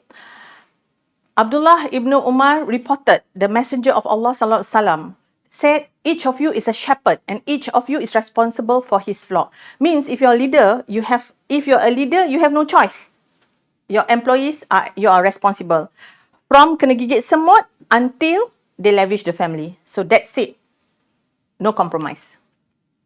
So in authority perspective, you're entrusted with leadership. On a fear perspective, you're accountable to Allah. If you do something, if you think that you do not want to compensate or you do not want to respect your subordinates, you know, in the hope your just leadership is rewarded. So they can feel it. In compassion, a shepherd protects and nurtures. So you must understand all this, okay? So this one, I'm not going to talk. I'm not, So in Buddhism, okay, just as a mother would protect her only child with her life, you see how mothers protect the child in her, for the child's life? Even so, let one cultivate a boundless love towards all beings. Means even though the daughter of your colleague is not your daughter, it's your responsibility to cultivate a boundless love towards the person. That is from Metta Sutta, that is Buddhism. So the authority leadership means guardianship, fear, unwholesome actions lead to suffering, hope, compassion leads to enlightenment, and also compassion central of true leadership. So next, okay, Christian example, it says that whoever wants to be a leader among you must be your servant, for even the Son of Man came not to be served, but to serve. Means you want to be a leader? Serve, not to be served. Okay, go take your own coffee. Don't say coffee on my table. Okay, so try. Actually, it's also good you go take your own coffee because you can walk. You need the 10,000 steps per day. That is, you know, our good friend, Dato Dr. Azamani at the ED. He always say that, go get the 4,000.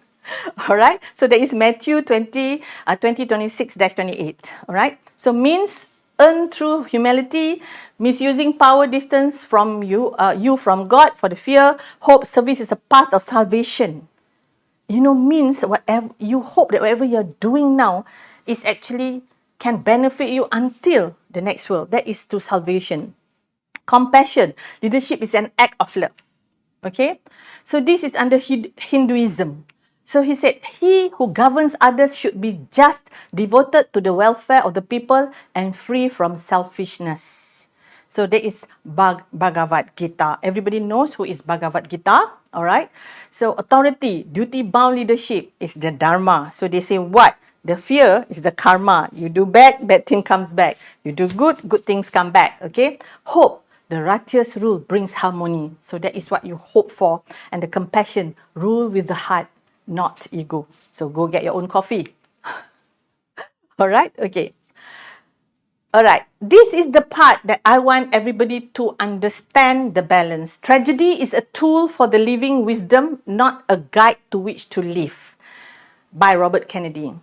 I have to tell you that a tragedy, what had happened to me personally, okay, has become the tool of me to balance the authority, to also balance the fear in me, and also to balance the hope in me, as well as to be more compassionate.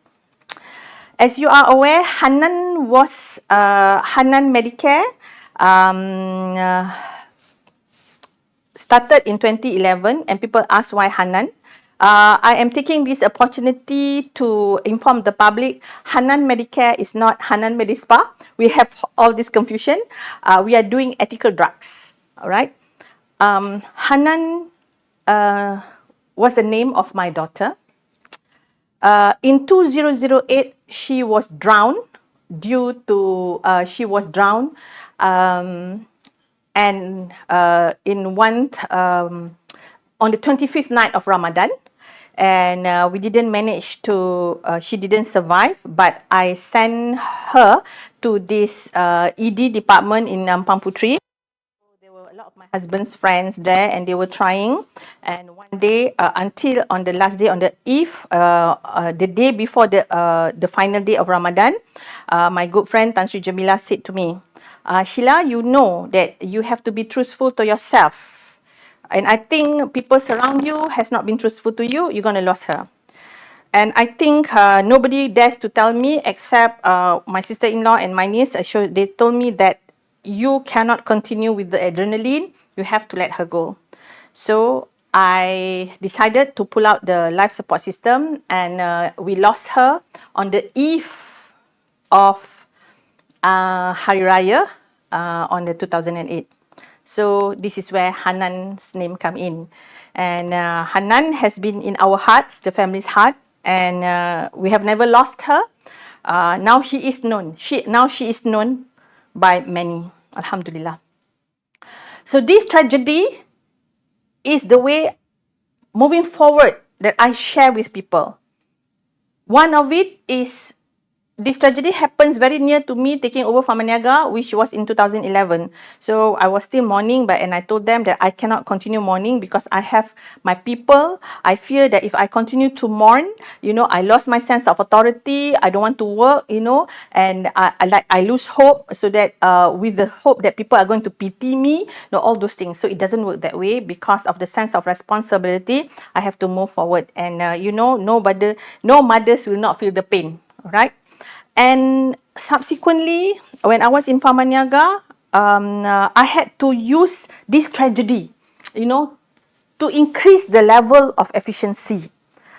I had to go down to all the warehouse people to push them to deliver within 7 days. It was 60 days, down to the new KPI, 7 days for West Malaysia and 10 days East Malaysia. And daripada 1st of April that I took over Pharmaniaga, the first 7 days delivery that we managed to do is on the 19th of September 2011. So during that process, there was a penalty imposement. I think it's quite substantial.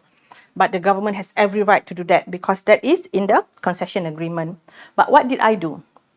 I have to keep on bringing the memory, and I tell them, look, I told them that that this tragedy affects me, but my daughter was drowned. I had to take her to the hospital and ask her to the fact that she cannot be. The doctor says that Sheila, this is actually a drowned victim. Kita tak ada ubat and everything. But at that point in time, being an entrepreneur, if the doctor were to say fly her anywhere, I would be able to do so, inshallah. Just to make her survive. But there's no medication for drowned victim, brain dead. Okay, so we just have to let her go. But can you imagine if you don't deliver to the hospitals? All right, so there's probably a mother who can't afford to go to the private hospitals, send her toddler to the hospital, and probably high fever on her feet or something, and they don't have an intravenous injection to bring down the feet, and the baby died. Okay, so would you say that you are not responsible? I would say you are responsible. I would say we are responsible because we failed to deliver the product on time. If we had delivered the product on time, the toddler could probably can survive. But okay, people will say dah ajal. That one we understand, as a Muslim. But the usaha perspective is our responsibility. So every now and then, wherever I go, I have to do that. And it's very painful for you to keep on telling them from how you bring her to the hospitals and everything. So it is actually a memory flashbacks. But because of that, I actually use my authority to push them to deliver on time. I don't care how you do it, you must do it. But at the same time, I fear that authority that I use against them, would have a backlash on me, that they would actually not doing it. And I can just hope for the best, but I still have to balance that there is hope that they will not do that. And at the same time, I must show compassion towards them by them having a compassion towards my story. You see? So I have to make sure that they have compassion because I'm telling them about the tragedy. So how do we do? So at the end of the day, I realized that why they're not doing it. Some they have to do part-time job, all those things lah. Because at that point in time, you don't have a basic salary rules, in Malaysia. So we fought at the board, and I told again, I'm a fighter. So I fought at the board, and I told Tan Sri and members of the board, this is what they are making, 700 average. I want to increase it to 1,000. So can you do that? Because I use the authority, me as the managing director, to prepare the papers, with fear that it will backlash, but go through the fear and then hope that it can be implemented. But I also have hope from my people who has actually prepared the papers for me, and at the same time, they see my compassion because they have extended the compassion at their end to make sure that the compassionate belief that we have, in the system can make the organization better. Okay, to cut the story short, they were at 43%, the efficiency level in 2011 when my team came in, and we are actually, when I left, it was at 98% in terms of efficiency level. You see, you have the authority to tell people to do what they want, but at the same time, you must have fear also, that you put fear, but you must also be fearful. It's actually vice versa. You put fear in them because of your use authority, but how actually at the end of the day, with the hope that they understand that I put fear in them, I also fear that it will backlash, but we compromise. Where is the compromising? is actually at the compassion level. So make sure they get good bonuses. You know, you have the authority to make sure that you can fight for their bonuses, to make sure that the staff welfare are being taken care of. And it is not because you have the title, you know, because you are the leader. People like to say you're the boss. No, it's not because of the title that people follow you. It is because who you are that they will follow you.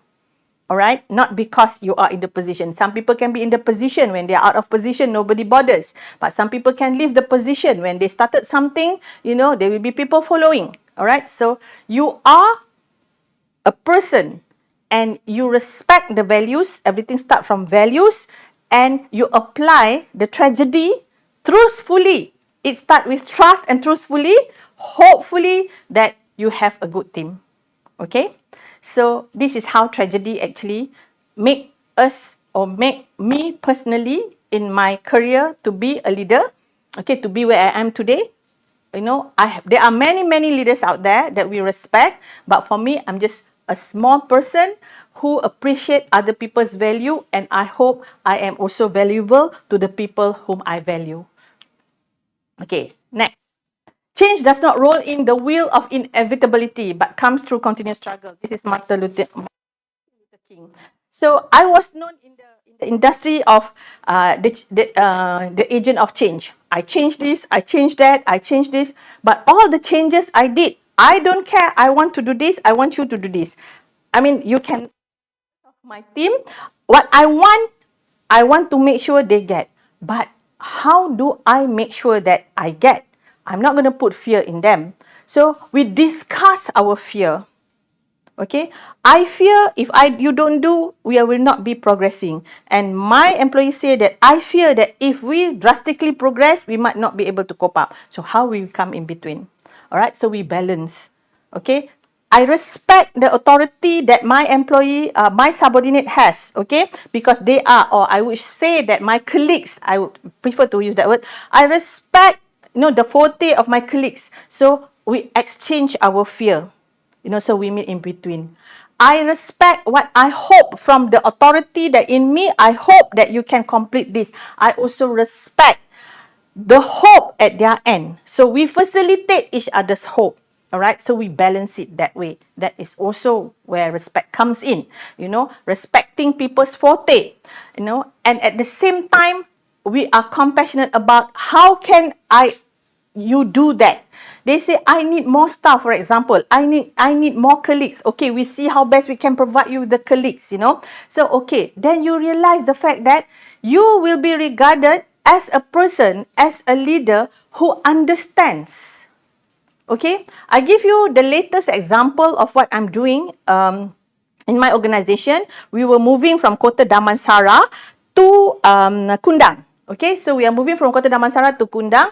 I can tell my people, hey, look, we are moving. There is our own office. Now we are renting. I don't care. Okay, we want to move effective 4th of August. Then you have to make sure lah. Go and find, you have problems, you don't have problems, not my problem. No, we didn't do that. That is my authority because this is my business. Okay, the business I own. All right, but do I own the business? No, being a Muslim, I will not say I own the business. This is a rezeki from Allah that I have to make sure I use my authority, blessed with the authority, to think about the fear, the hope, you know, of my people who has to move. So what I did was, we had a discussion and asked them, where are they staying? What would be their problems? How can they handle this? Some say that, you know, I don't have any issues, tak ada anak, tak ada apa, then we can move. Some, oh, anak I kena move sekolah and everything. So, you know, the time and everything. So we said, okay, then we provide a flexible timing. So, you know, that is compassion. We address each other's hope. We address each other's fear. So the compassion that you have make people still want to go with you. And I have to tell you, there are some my ex-staff who join me, they take a salary cut. Why? Or because maybe they like to work with the team. You know, I can own the organization. Allah bless me with the organization. But I have to report to something or to someone. And I can tell you, I report to my members of my team. I report to my team. So it is not that you are the boss, that you have the authority. You have the team. You don't have the team, you are no one. You talk to the wall. Okay? So now, so you change a lot of things, but you must make sure that you cannot be contented. I have already changed, pun tak change. No. Change is a continuous struggle. Maybe you change like this, it doesn't work. So it gives, it doesn't work, so you have to change again. So change is very, very, it is a continuous struggle lah, all right?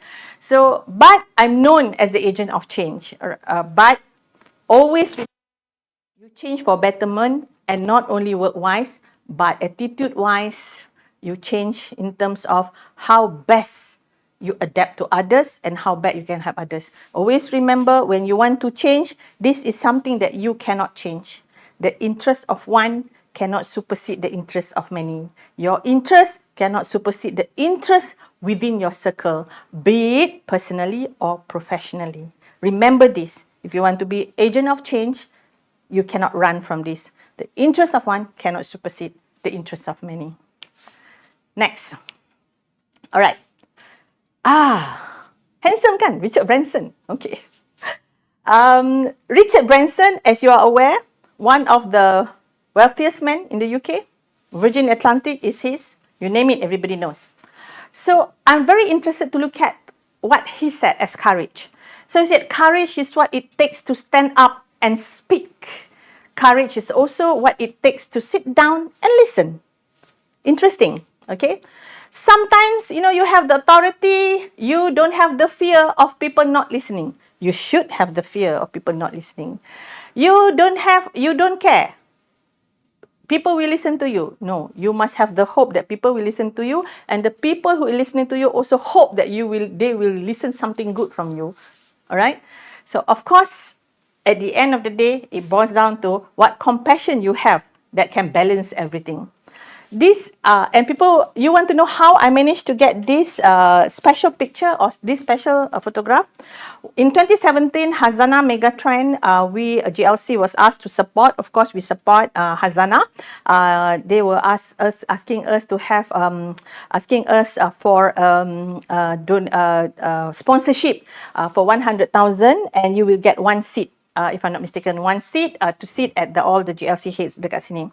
And then I went through the brochures and I saw that, per ticket is actually 10,000 ringgit. So I asked myself, again, I want to apply. The interest of one cannot supersede interest of many. Of course, who doesn't want to be seated, the same level with Tan Sri Azman Mokhtar, the one I admire, Tan Sri Wahid, all those, GLC's head and things like that. But I said to myself, if I were to bring back whatever I listen, I'm going to dry up my throat. So I said, why don't I actually pay the 100,000, and at the same time, I pay for the knowledge, because you have to pay for knowledge, you have to go for courses. So this is one of the best courses, So I decided to use it to bring 10 of my people, 10 of my colleagues, all right? Of course, you don't get to sit, at the area, you got to sit at the back. So we listened to Richard Branson and how he talks about being an entrepreneur, what courage that you have to be, a lot of things. Courage is the word. You have to be compassionate. You have to understand. Yes, you have to have the fear, but even though you have the authority, you must be fearful as well. A lot of things. You must all the time give hope and also expect hope. All those things. So after that, there was a Q&A session. So they asked the public. Of course, they will not be asking all those GLC heads. So they asked the public. So we were at the public seats. And I raised up my hand, and the moderator was Richard Quest. If you know Richard Quest, the CNN moderator, Richard Quest asked and then saw me. The previous two was male, and fortunately, I was a female. Pakai orange, because I was in Pharmaniaga. This is actually the corporate color. So the is female. So she said, okay, here's a female. So I told him that I was an entrepreneur. Now I'm a GLC. I started with 4 employees. Now I am actually addressing 3,000 employees. So he said, so better. And then he told me, he was laughing at, don't open a business in the UK. You might be my competitor. So ha ha ha. So everybody was ha ha ha. All right. Then I asked him, he said, and then Richard Quest said, so what is your question? So I said, sir, you were talking about courage, all right? So I am standing up here courageously, asking you to have a selfie with you. Isn't it courageous? So there were like 3,000 audience. Everybody was laughing and clapping, and Richard Quest actually hold me and brought me to the platform, and I took photograph and I actually high-five with Tan Sri Wahid and everything. So I said, it's courage, that people don't get to take picture with 3,000 people seeing it on the stage with Richard Branson. All right. So again, courage plays a very important role. Sama je. When you are where you are, you work, you have to be courageous to make sure you implement the authority that is being awarded to you. At the same time, you have to be courageous, to have the fear, to not have the fear, to balance the fear of look bad or do mistake. Raise up your hands and just say sorry for all your mistakes. Okay, all the fear will be gone. Admit it. Trust the fear in yourself. Trust the mistake that you make, that people will forgive you. All right, and hope for the best, that you will reconcile beside being courageous, with the hope that you implement, with the hope that you are expecting, you come in between. So at the same time, be courageous, and when you want to be compassionate, you must also be courageous to fight with the members of the board, being in the GLC, as long as truthfully, not for your interests. And I believe that people will understand why I said that, because everybody has values in them. The values of a human being, there's always feelings, okay? You have the feel of being authoritative, the feel of being fearful, the feel of being hopeful, and the most important is be compassionate enough, because to show your compassion will give the best result of all. So this is a closing reflection that I have. It's very interesting. Look at this video.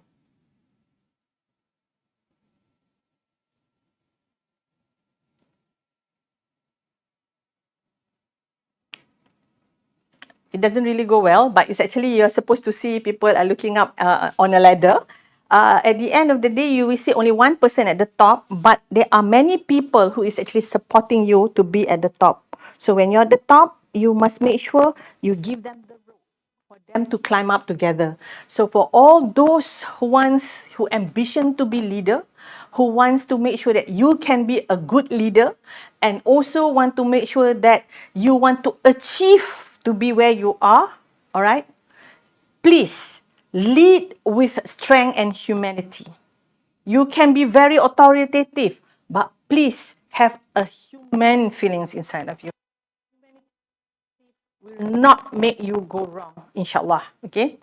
People remember how you led them in uncertainty. Okay? I have one employee. I would not say employee. All right? I sincerely apologize if I had used the word employee. I have one colleague. I needed a technical expertise. I called and I said, his name is Harudin. Saha, I do not know this, but can you send someone, or can you recommend me someone who know about this technical, or if you want, but I cannot afford to pay you. So I said, Dato, if you pay me half salary also, I will go and join you. And I said, biar betul. Then I realized people remember how you led them in uncertainty. So he said that during my tenure in Pharmaniaga, you have provided us with good support, with good knowledge. We acquire knowledge with good training, with good bonuses. All those things. Of course, approved by the board. All those things. So at the end of the day, you realize that people will remember on how you led them in uncertainty. For that reason, I am very grateful to Allah Subhanahu Wa Taala. I have very good team. I have a very good team. I have Shahnaz, I have Sharifah Fauzia, I have Shamimi Karim, I have siapa lagi? I have Suzana, I have KQ, I have many people, Fatin, I have Ahmad Kamal, I have many people that worked for me before, and they are now working for me. And they could have been highly paid in other organizations, but I think what we work as a team, and the fact that they know I always report to them, that make us a good team. Okay? So also I have my very good PA now. Time for her to be promoted and heavily promoted. Shashila, okay, she's here today. Peace. Okay, and of course, balance power with purpose always. So why I said balance power with purpose always? That you have the power, be it your own organization, be it your money, okay? You can have the legacy, all right? But must always have purpose as far as we are concerned, always. For example, if you talk about legacy, you must make sure those who can actually, you can have the authority to pass it to your children. But if you know that the children cannot carry the responsibility, you must make sure to the fact that you pass it to other people.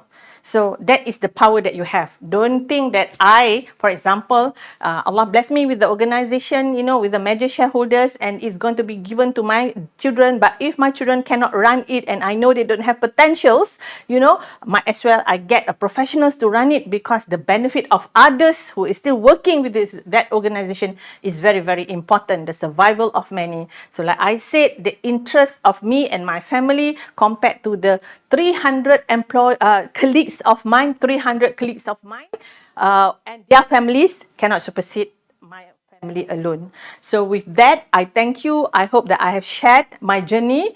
Like I said, I started my career as a secretary. So secretaries out there, capitalize, be a capitalist, work hard, okay, work smart, and hope that whatever I have presented today can be meaningful in terms of balancing authority, fear, hope, as well as compassion. So please be compassionate in your life, and maybe Allah will bless you all the time, inshallah. Thank you very much for this opportunity, and bye-bye. Thank you, Yang Berbahagia Dato, for sharing your valuable experience, wisdom, and knowledge with us.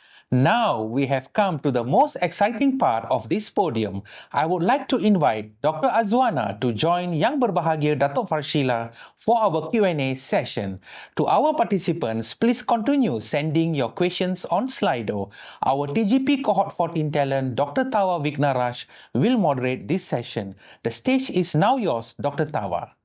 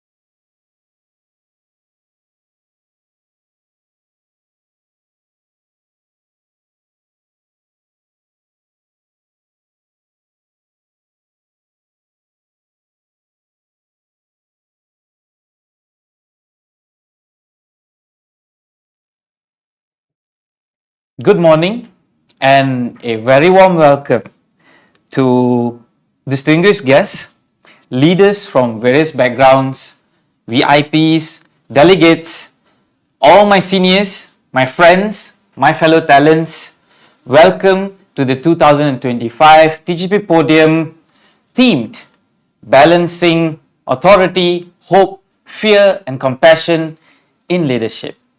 First of all, I would like to thank and show my gratitude to God Almighty for giving us this moment. And I would like to cherish this moment today. And at the same time to thank a whole huge team who is here behind in the background making this a successful program. With me today joining is Dr. Azwana binti Ramli, Deputy Director of Health Pharmaceutical Services, a leader, our very own kith and kin in the Ministry of Health. And of course, the star of our day, Dato Farshila, who is the CEO of Hanan Medicare and also the former MD of Pharmaniaga. And we have listened to such an inspiring, I would actually say, it was a very grounded talk that I actually listened from you today. It was very grounded, inspiring and grounded because it has been a very long time since we had heard leaders who actually talk from the ground and to people who can relate to a lot of people who's on the ground, from bottom up. So that was very grounded in how you were talking about it. And at the same time, I think it was also nice to listen to how much you were very, very, very loving about your support that you get from your husband. That was a very, you repeated your husband 3 or 4 times in your talk. That shows how much of a support your husband has been. He was sitting beside me anyway throughout the whole talk, and he was listening to you with so much of passion. Smile or not? He smiled or not? He smiled a lot. He laughed a lot. We had a lot of fun sitting beside him. Yeah, that was good. Yes, I was a witness as well. Yeah, it was a great moment. It was very inspiring. That was an awe moment, of course, in law, and we will try to digest through those experiences that you have in our Q&A session. So for all the audience out there, I'm pretty sure you have had the Slido link and you have put in the questions. Dato, we have received quite a number of questions, right? A number of questions. Don't worry, okay? Don't worry. They are all nice questions. Thank you. Experiential-based questions. So that's what Dato wanted. Dato wanted to be santai, so we try to be as santai as we can in this session that we are having here. Good question. So I think without wasting any much time, I would like to jump into the first question that is posted here in the Slido today. All right. So I think one of the first questions that we would like to lead is in terms of the uncertain period, right? Leading in uncertain periods. We are all, especially in healthcare, as leaders, I'm representing some of the, we are all, there are always periods of uncertainty. I think one of the biggest periods that we had was COVID-19. It was a very uncertain period when it started and we struggled and came through it. And today we are also in an uncertain period of the digital revolution, of the generations of AI, and a lot of uncertainty in how we can lead, in these things. And this uncertainty, sometimes people believe needs a lot of authority. There's a lot of fear of this uncertainty, and it needs a lot of authority to bring a group of people along. But at the same time, to also have that compassion when you're actually going through this. So probably with your experience that you had in terms of leading in this uncertainty, what are some of your practical examples that you could actually give us in trying to balance that authority that we have to go this way, we are not uncertain, this is how we have to go, but at the same time to show a lot of compassion to those who are coming along with us? Difficult. Difficult question. Okay. Thank you very much, Dato Tava. He's such a very handsome man. I'm very honored. Thank you so much. I'm very honored to be here today, and also Dr. Azwana, thank you for being my companion today. Okay. My pleasure. I am sorry if I'm a little bit emotional asking to your question, but this is the truth, like they say, the whole truth, nothing but the truth. I was still I was at the last weeks of my tenure as the MD of Pharmaniaga. That was during COVID period. The shutdown was done on the 18th of March, if we could remember, in 2020. That was the day that we have to shut down. And my tenure was actually over on the 30th of March, the same month. And during that process, shutdown happens, and I travel from my house, which is in Kemensa, until Bukit Raja, back and forth, 100 kilometer daily. It used to be so jammed and everything, but during that period, it was like an haunted space, haunted area. But I had to work. I had to work because Pharmaniaga is the source of everything at that point in time. As a distribution and also the one who is the custodian of the suppliers. We don't have face masks, for example. We don't even have, what do you call it, Dr. Azwana? The detergent yang you clean up? Disinfectant? Disinfectant, yeah. So we don't have even much disinfectant. People do not want to go to work.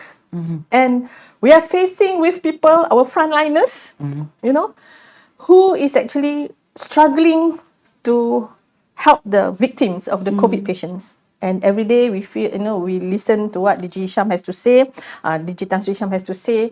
Every day we face a lot of things, shortages, we have issues on even ventilators. It was a public mention. But at that point in time, I have the authority. I have the authority to make sure that to execute. Execute. Where to send the face mask to? Who should be getting more? Who should be getting less? So without favoritism. And you have friends, you have family. So and they know who I am. So they said, Sheila, can we have? Sheila, can I have? Sheila, can we have? I said, I'm sorry, I can't. I don't work for you.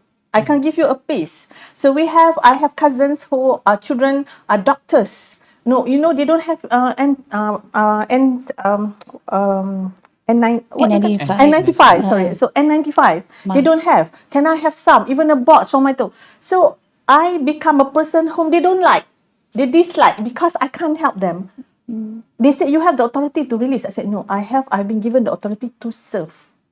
And I'm being paid by the government to make sure I take care of everyone, not to single out. Okay?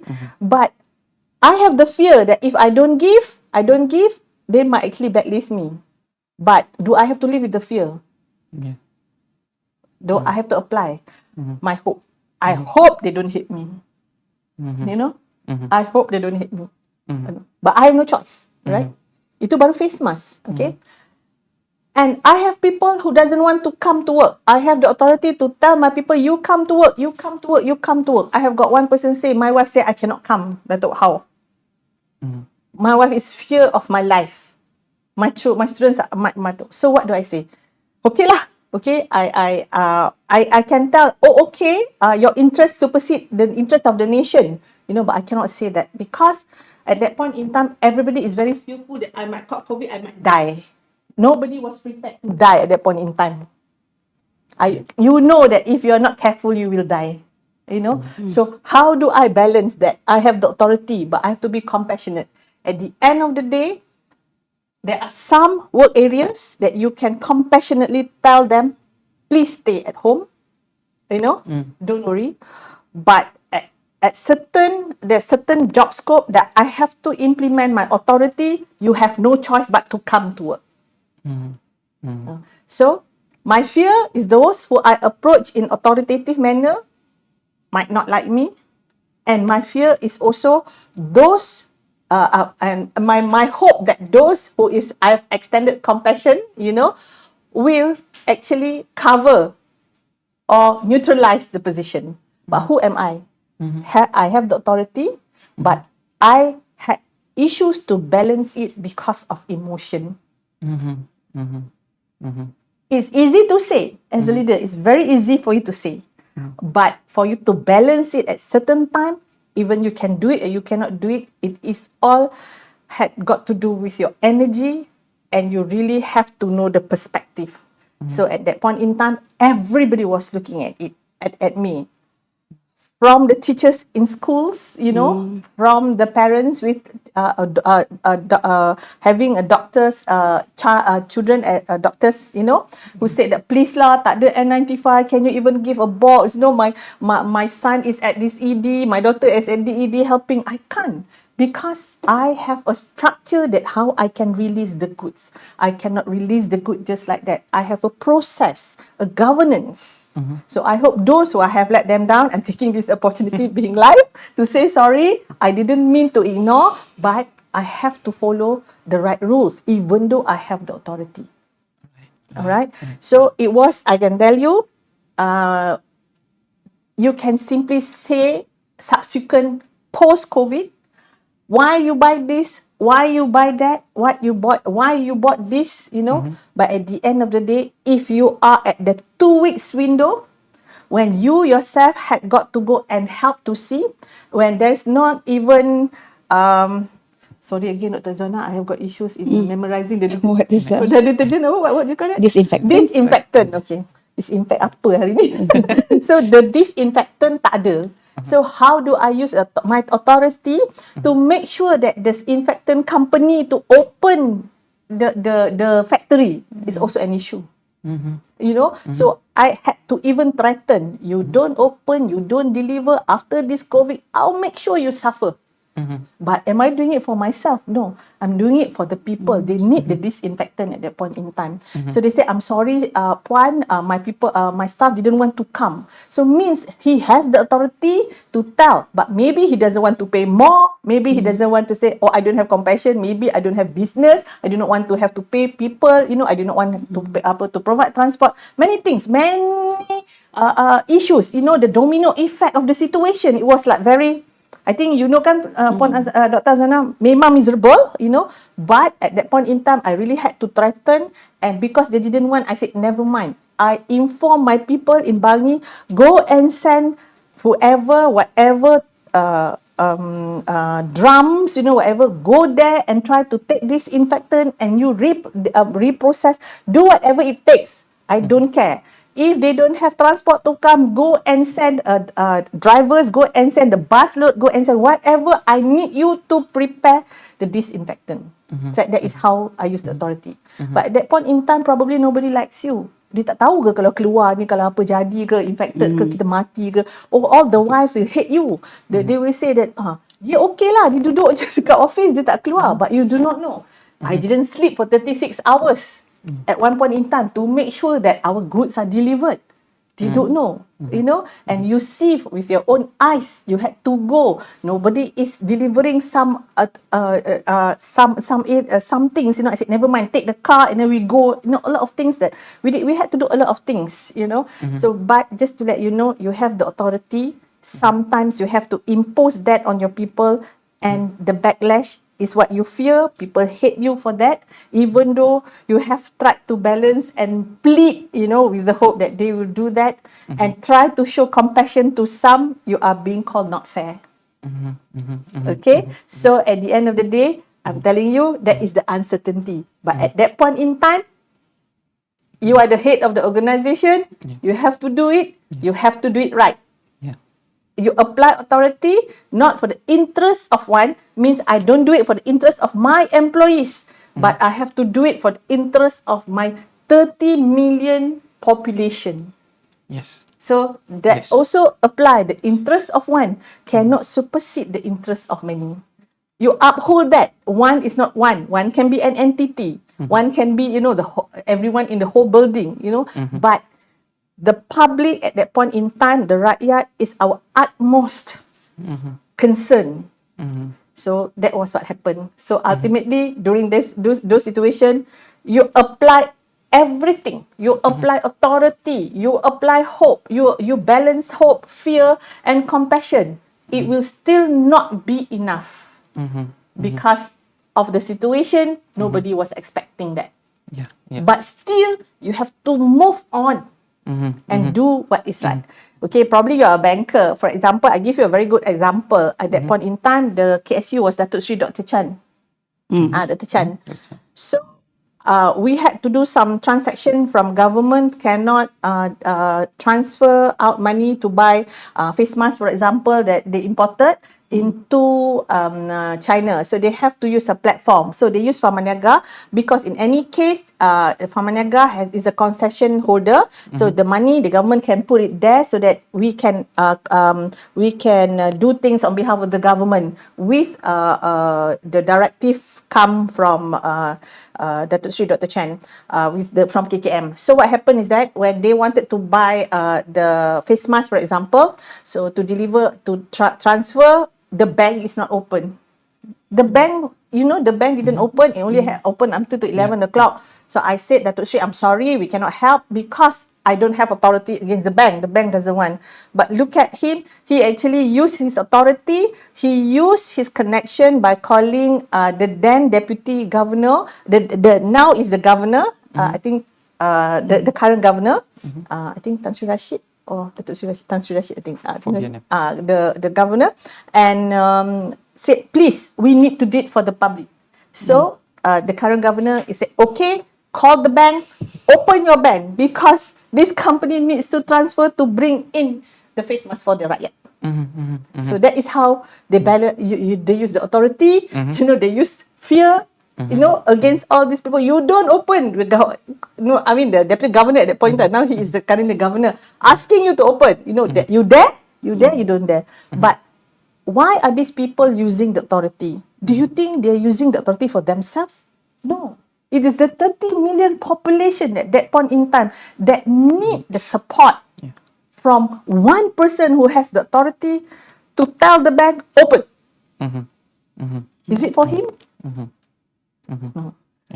No. So that is the period that you can really wake up in the morning and can have heart attack.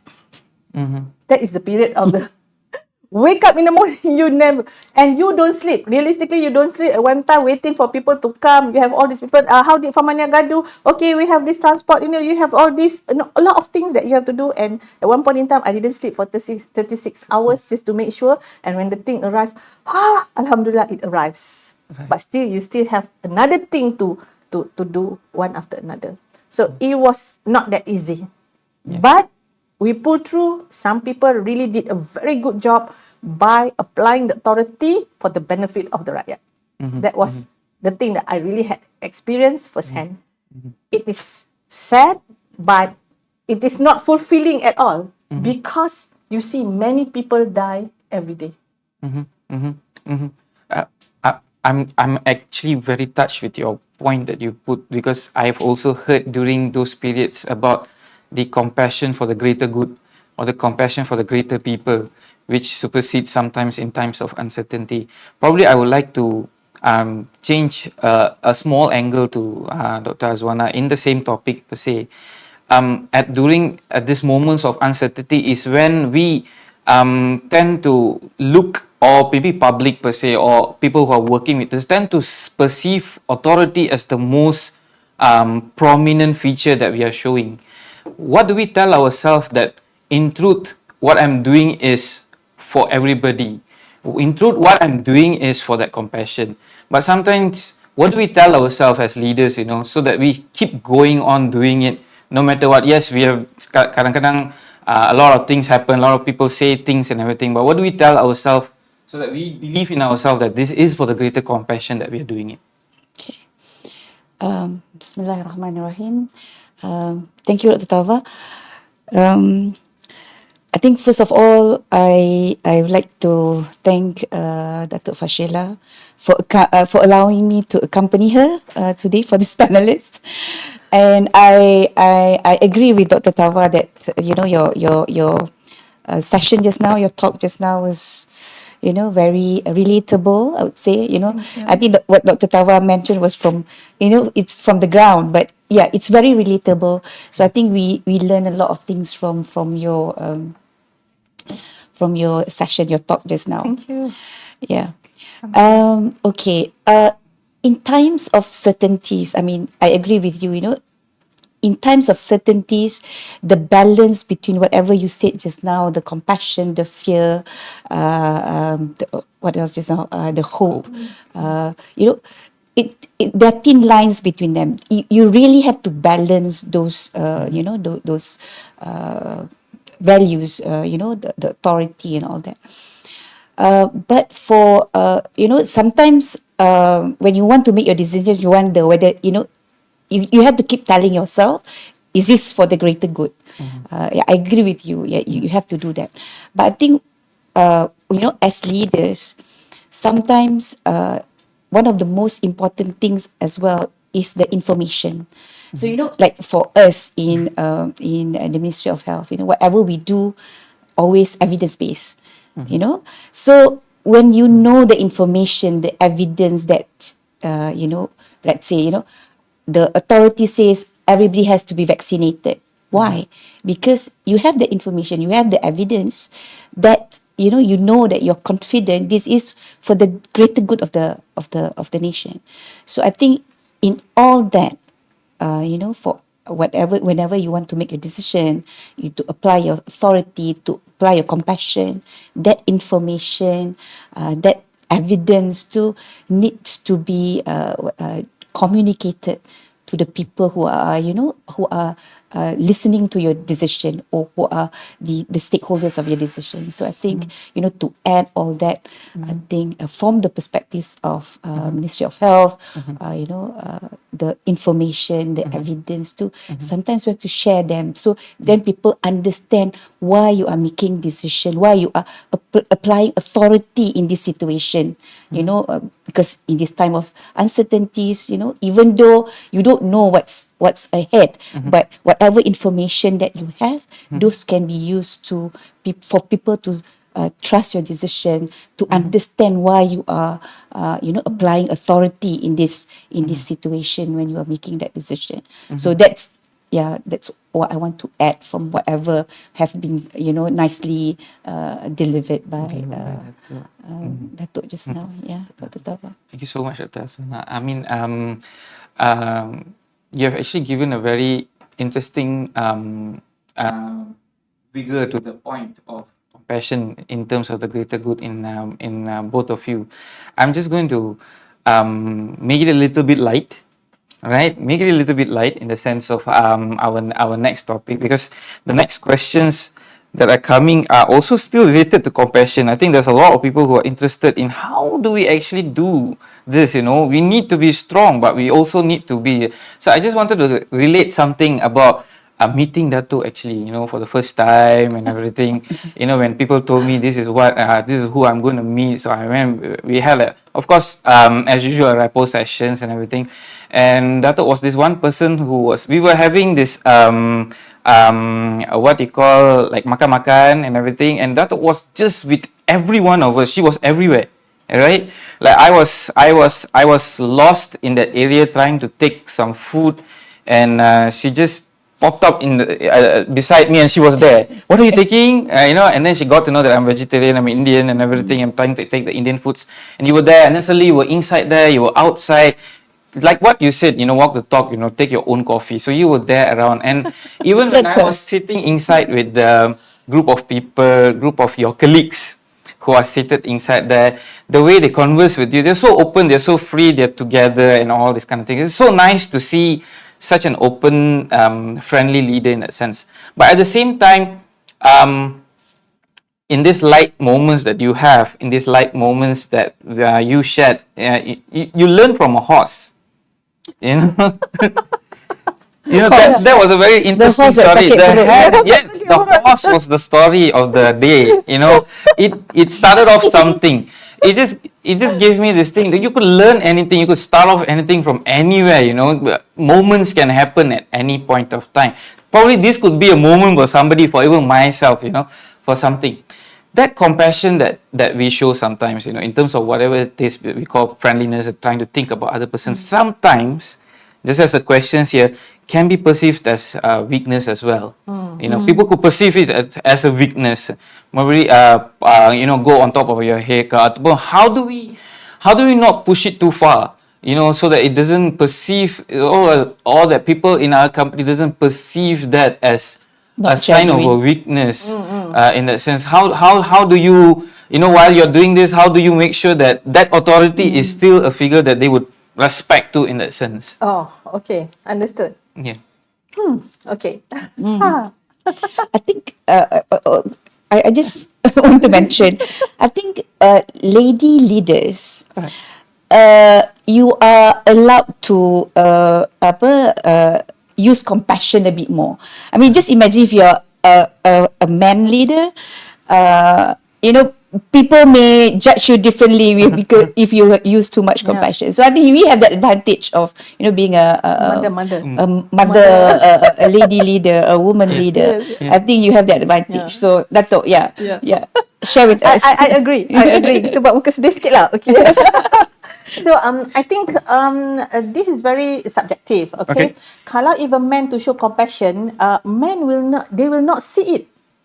They will see the man as empathetic. They will see the man as empathetic. Oh, that man, they are quite empathetic, empathy. When we women, they see, oh, we are compassionate. But we are very proud because compassion is a bigger word compared to empathy. Wow. Wow. Peace. Because you see, compassion is very heavy. Compassion ni, sometimes you have to, in order for you to have the compassion, sometimes you have to I would not say bring your level differently, but sometimes you have to eat up in terms of your style. Macam orang kata, they say gadai maruah lah, kan? Baru orang kata, I ni gadai maruah, I ni with whatever I see because I want to be compassionate. So it's actually very wrong. So, it's actually very wrong. You used to be very authoritative. I want to do this, I want to do that. When you become compassionate, we say, eat up lah, eat back your words macam tu. Sebenarnya it's not. When we want to be authoritative because we want to get things done, we don't care what it takes, but we want to get things done because we have to do it because the repercussion if you don't do it. But during the process, we must show that I know you have to have it done, but we must be compassionate enough to support the person who need to get things done. So that is our compassion. When we support them with extra people, we compassionately send them extra people or extra things or extra whatever extras that we are giving. That is our compassion, so that the colleagues of ours can actually execute that. So that is the greatest compassion that we can actually show. You don't regard compassion as kesian bagi. Kesian bagi, no. It is the best support system to get things the understanding done better. Understanding, Dr. Azwana, is the best word that can describe, thank you very much, for compassion. If you don't understand, you cannot show your compassion because you don't understand. Apa you nak bagi? You can't. It's very difficult. So when man does that, they don't look at that because of probably the way. Woman ni ada kadang-kadang sedih, I sedih, menangis. Nampak lah. But for people to accept the compassion pun, they can actually take it as compassion atau they can actually view it differently. Example, kita ni nak bagi compassion. I give a very good example. As the mother, we try to be compassionate to our children, but sometimes we want them to be compassionate towards what we are doing. Alright? Penat. So I have this very story. When you have children, Dr. Zana, if you agree with me, every child has got different character. Every child has different needs. Every child, okay? So, I have got 2 daughters and 1 son. So my son, being son is very easy manage, okay? So my eldest daughter, her name is Kalisa, my son is Muklis, and my younger son is Lubna. So Kalisa, dia macam yang eldest kan, mungkin the attention ke, I do not know. So I was a tiger mother, compassion is different, alright? But garang is very garang.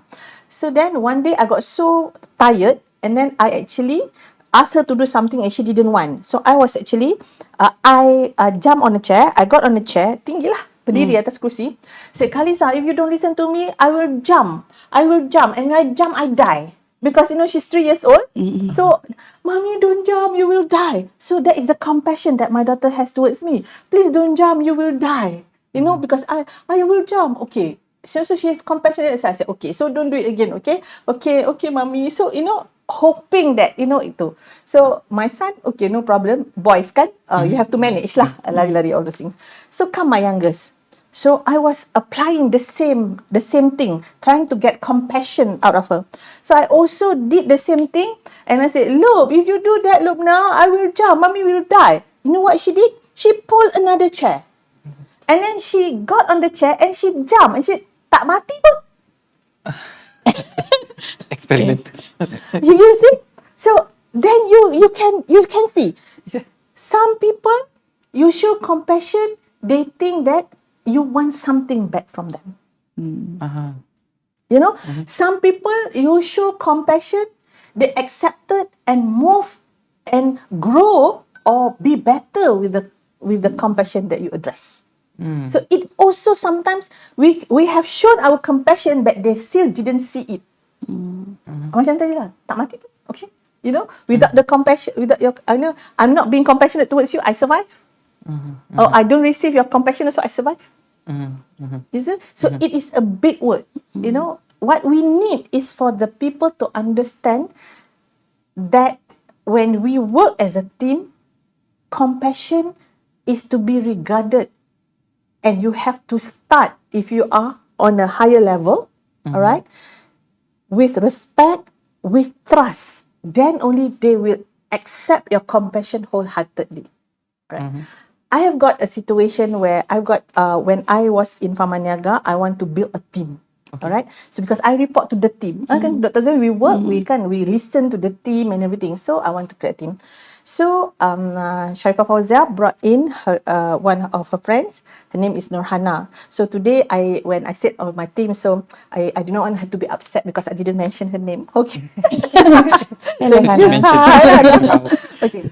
So she came. She was from a multinational company. So I said, come and work for us. So she said, you know, multinationals compared to Pharmaniaga, enough lah working for the Jews. You know, that is using my authority as a Muslim.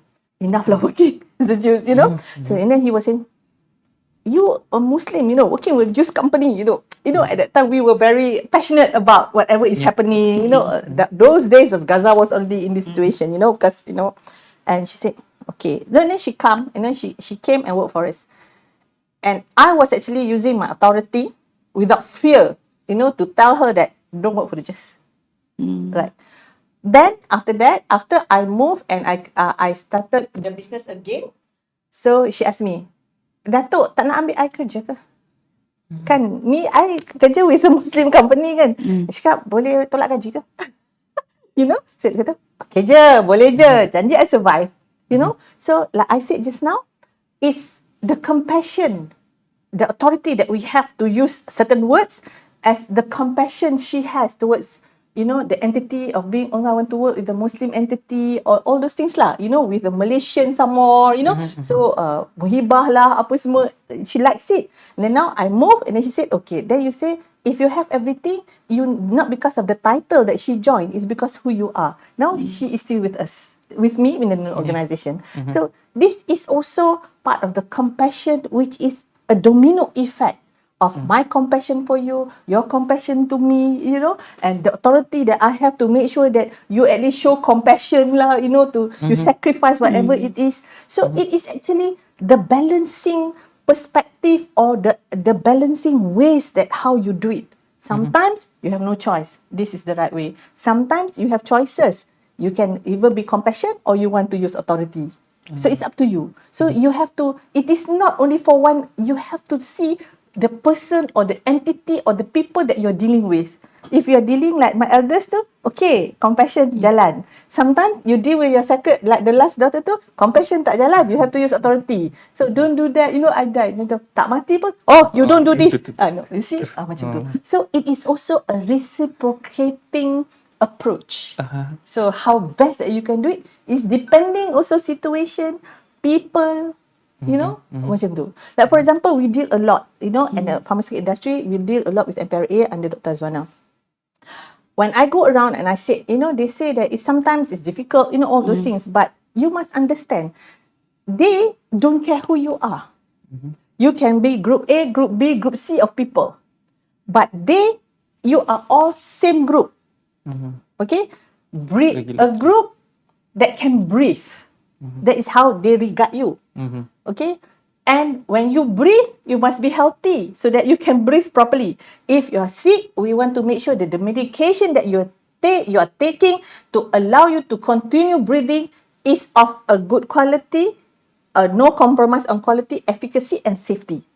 Okay? So therefore, you don't play with us. If you are the manufacturer, you don't play with us because I don't take care of you. All right? I'm taking care of the people within my vicinity, which is 30 million population, safety, efficacy, and what? I'm responsible.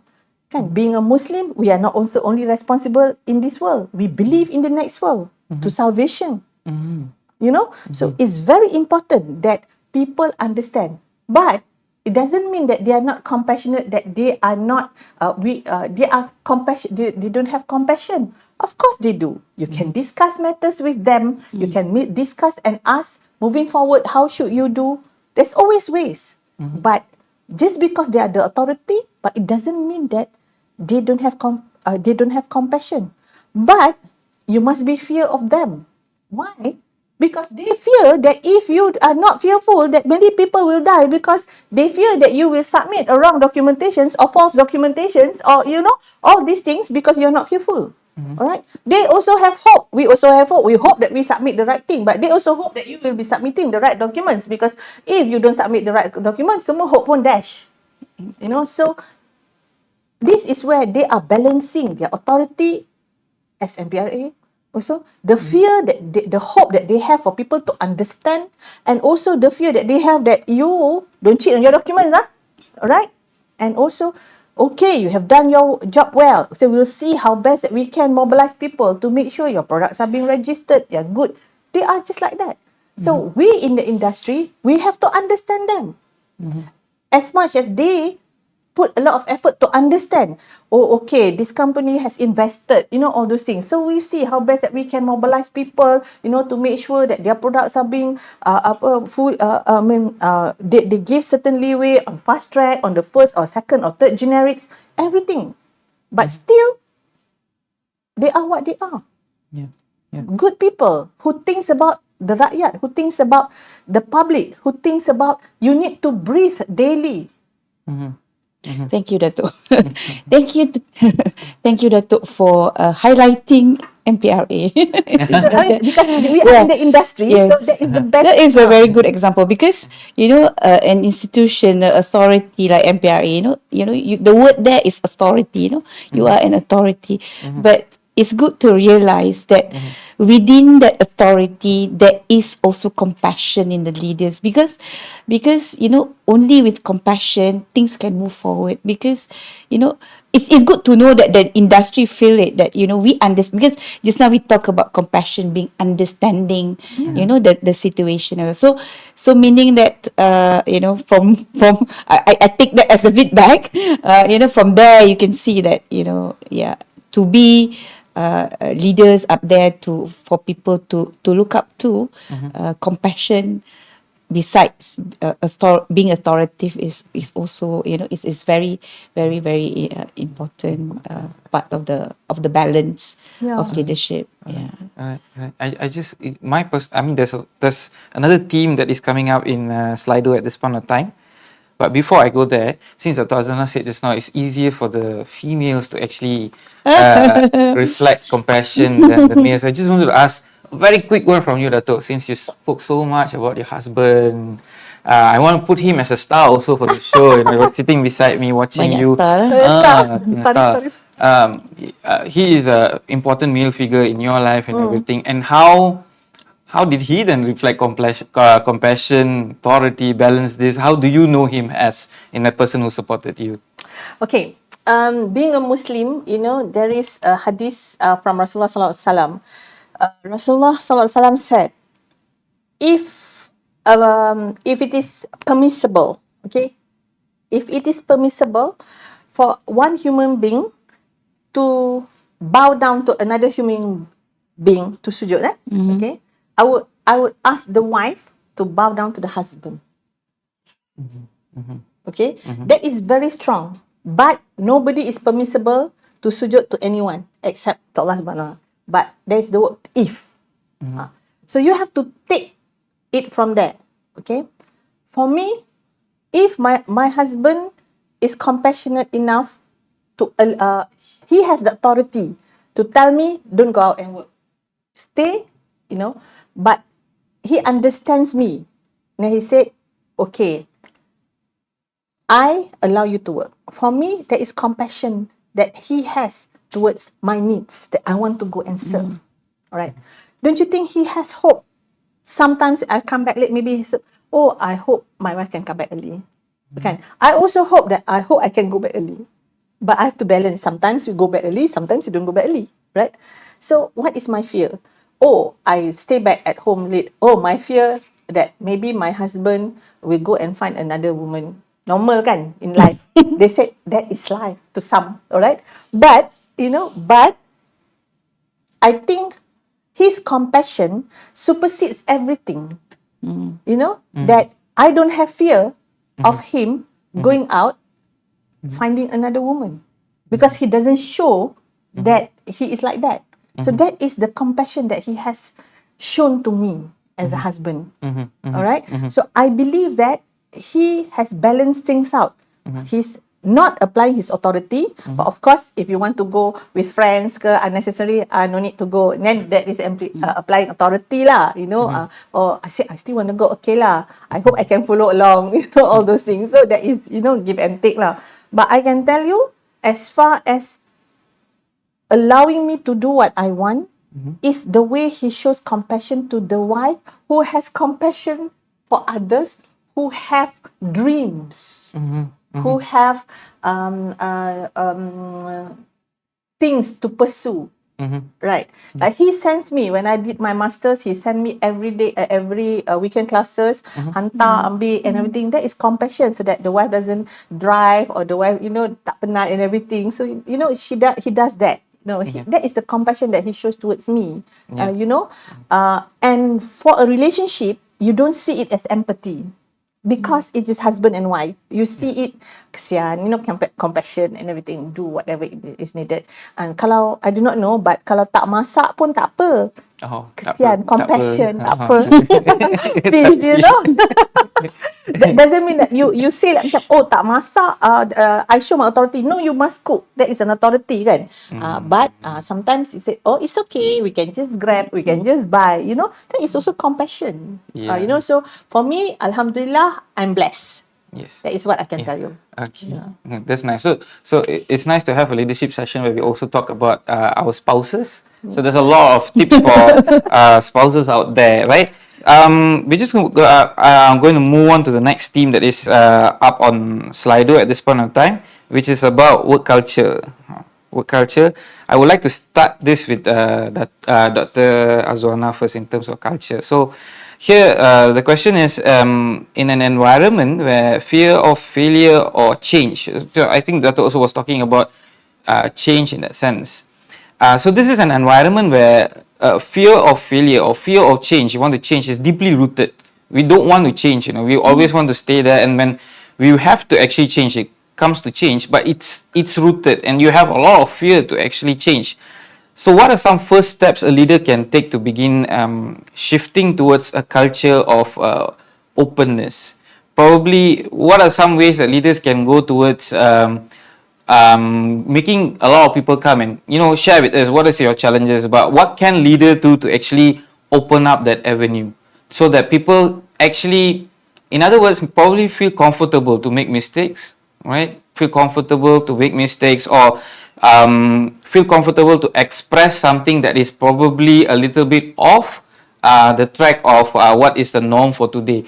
What can leaders actually do, especially at this kind of situation in culture? Okay. So culture in a workplace, sometimes it build up over the years, Yeah. So I think a leader should slowly renew or change that culture. Sometimes people are not comfortable to share or break bad news to people, because the culture is in such a way that people, when they say about bad things, then they are being, like kena kutuk ke, that kind of thing. So a leader should show example to welcome, like different, let's say, different opinions. Like for example, in a meeting, kan, you welcome different opinions by showing to people that you do what you talk about. So meaning that, as a leader, let's say people saying new things, then you welcome all these different thinking from yours, for example. So I think leader, you have the opportunity to set this example, so people will not have that fear to actually share things, share bad things, or even criticize you, because you don't want people to be just apple polishing and saying all the good things about you. That is Not not a realistic. good culture to your, I mean, your institution will not develop, will not progress if people are just saying good things about you. So you need this critical, critical opinions from the people inside to actually progress your institution. Like for example, I mean, change. Recently in MOH, there is this, directives that tells you to start mobilizing people, right? People, like in my institution, people are very worried, like, oh, I've been here like for 5 years, 10 years. Now do I need to go somewhere else? Like people have this fear, but I think if you are able to, to look at the change, to look at the mobilization, for example, the work the mobilization, you have to change, you have to be transferred out. If you are able to communicate the reasons why this is happening, I think at the end of the day, they will accept it, as what is intended. Because I've seen people, like, I'm giving examples from where I come from. People are reluctant to change, but when people are reluctant, giving their reasons for not wanting to get transferred, but then you have to sort of use your authority to say no. You have been here for so long, you need to transfer. You need to be transferred out. But later on, then they realize that they value this authority that you've actually imposed on her, for her to be him or her to be out there, to be elsewhere, and then she got to experience other things, other new things, and then now I realize that the world is bigger out there. So sometimes change, there are times you have to use the authority, but at the same time, to instill change, you have to make people understand why this change need to happen. Then they will accept it more better way lah. That's for my experience lah. So culture, it's difficult to change because there's this story about the monkey. Whenever they want to go out, they get beaten. So when the other monkeys come in, they will say, you shouldn't do that because you get you cannot go out because you get beaten. So people are telling the other person who's new, this is how things get done in this environment. So that shouldn't happen. I mean, you should be receptive to change rather than believing in what other people are saying. They kata, oh, this I dulu buat kerja macam ni, but is that the correct way of doing it? To question. Yeah. Okay. Yes, I totally agree with Dr. Zona. They didn't realize that there are more outside there. Changes bring new things. New environment, new air. Sometimes if you're not married, also you go to the new place, you might find your future husband or future wife. You never know. So you must always be positive in whatever is happening. Take the challenge. Okay, you can never change if you don't take the challenge. Okay, but in that is very, very true. In me, if I want to change something, I want to start it by myself. I start. I give you an example. If you do not want your people to just fear you because you are the authority at that point in time, and if they make mistake, they will sweep it under the carpet. Example, you made the mistake and you say, because I am the leader, I have the authority, that my mistake is my mistake. You cannot do my mistake. So it's very, very wrong. So what I do is, when I was having a bigger crowd, when we organize assembly or, town hall, I made the mistake, I declare. I raised up my hands and said, sorry lah, hari tu saya ada buat, ada buat satu statement, and statement tu salah. Okay, because statement tu atau that area, that thing salah, so the repercussion and the domino effect was this. I take full responsibility, and it is not within my members of my team who knows.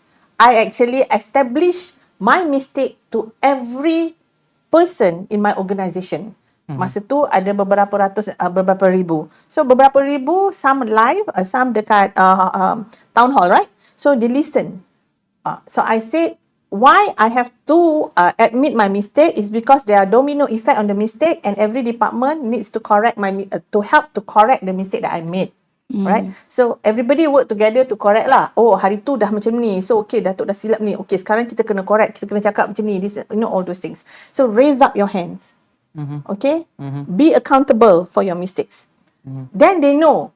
If they have issues, they have problems, they made the mistake, they will come to you and they will not be sweeping it under the carpet. So when I was in Pharmaniaga, if one department, katalah logistic and distribution, they have got issues and everything, they have actually made this mistake, they will call me. Datuk, we have this issue, we have this problem. Okay, how? Alright, I will call every division head who has got nothing to do with the logistic department or whatsoever. Be it the commercial head, the finance head, the manufacturing head, the HRS, regulatory head and everything. Okay, open the war room. It's not a war room lah. It's a room beside my office kan. Okay, everybody drop everything. So they know when I call, it's because there's some issues that they have to attend. They will think, I tak ada issue ni. Oh, I'm helping a mistake that made by my colleague. They know. So they will all gather together and brainstorm how to actually help this particular entity to solve the problem or the mistake that this particular entity has made.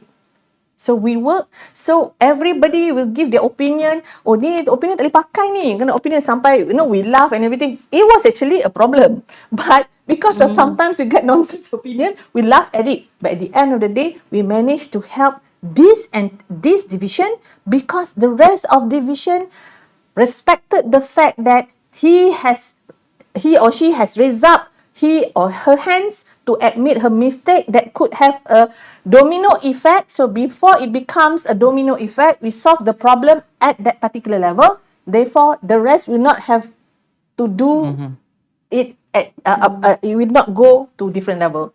So we help upfront. So if you had swept it under the carpet, suddenly another division will find out, what happened? It was not like this. Then they will know, oh, actually that division. Or if this division also, we don't know. We just ignore because let the other division pick it up. So this is the chain effect.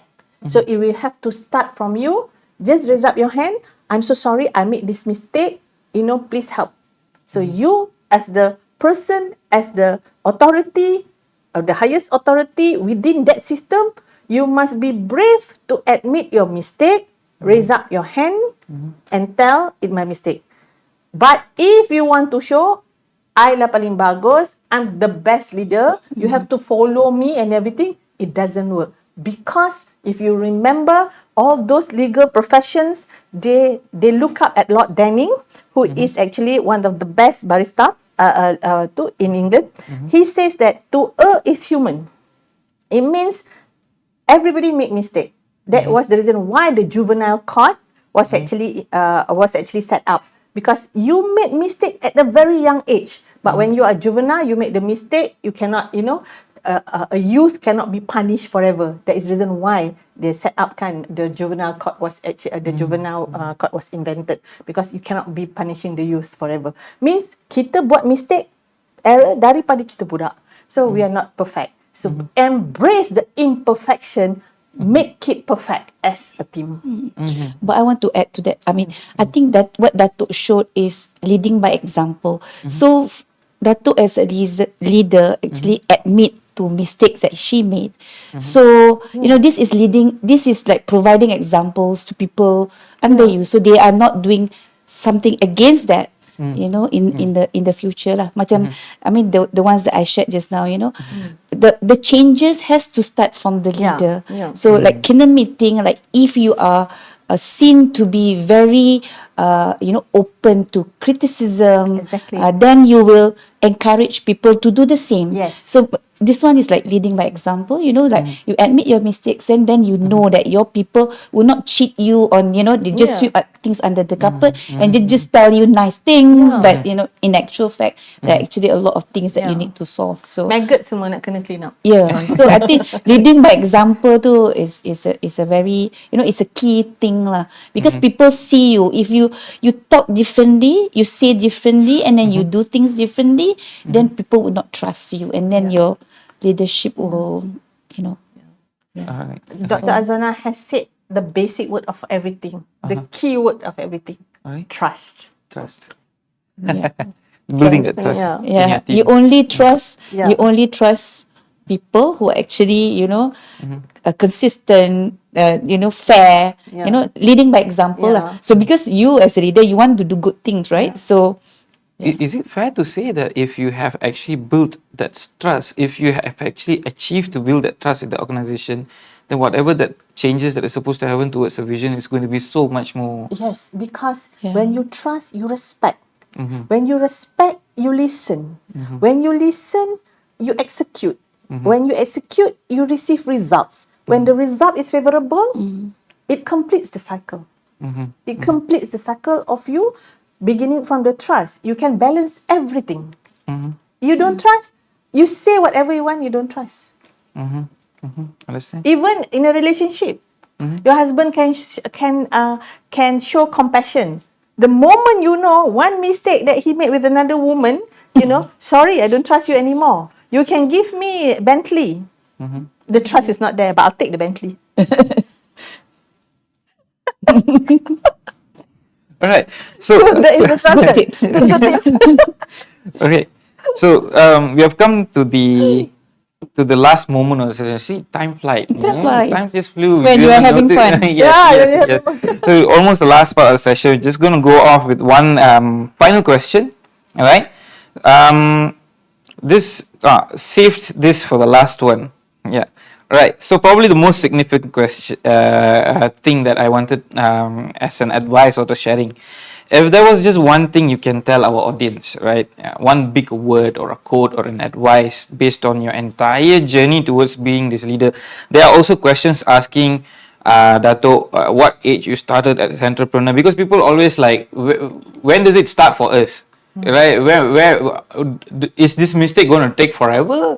Or is there going to be a time where I'm like, oh, this is it, I have learned. So if there is one big thing that you can advise to our young leaders here who are in that journey, taking up, don't know sometimes where to go, uncertainty, facing different kind of people and everything. If there was one big quote, one advice or a big word that you can give them, what would you actually say? What would you actually tell them? What would that be? I would say, no matter where you are, whatever you do, there will be ups and downs in your life, but never leave your life and never stop leading your life with being courageous. Courageous. I would say courage is something that everyone must have. Courage is very, very important. For you to say sorry, it takes courage to say sorry. For you to admit your mistake is also courageous. For you to have authority and impose, you have to have the courage to not being favored. For you to have hope, you must also tell, oh, I have these weaknesses and I hope. You must have courage. You must be courageous to accept the repercussion of you admitting that you hope that you are going to be supported.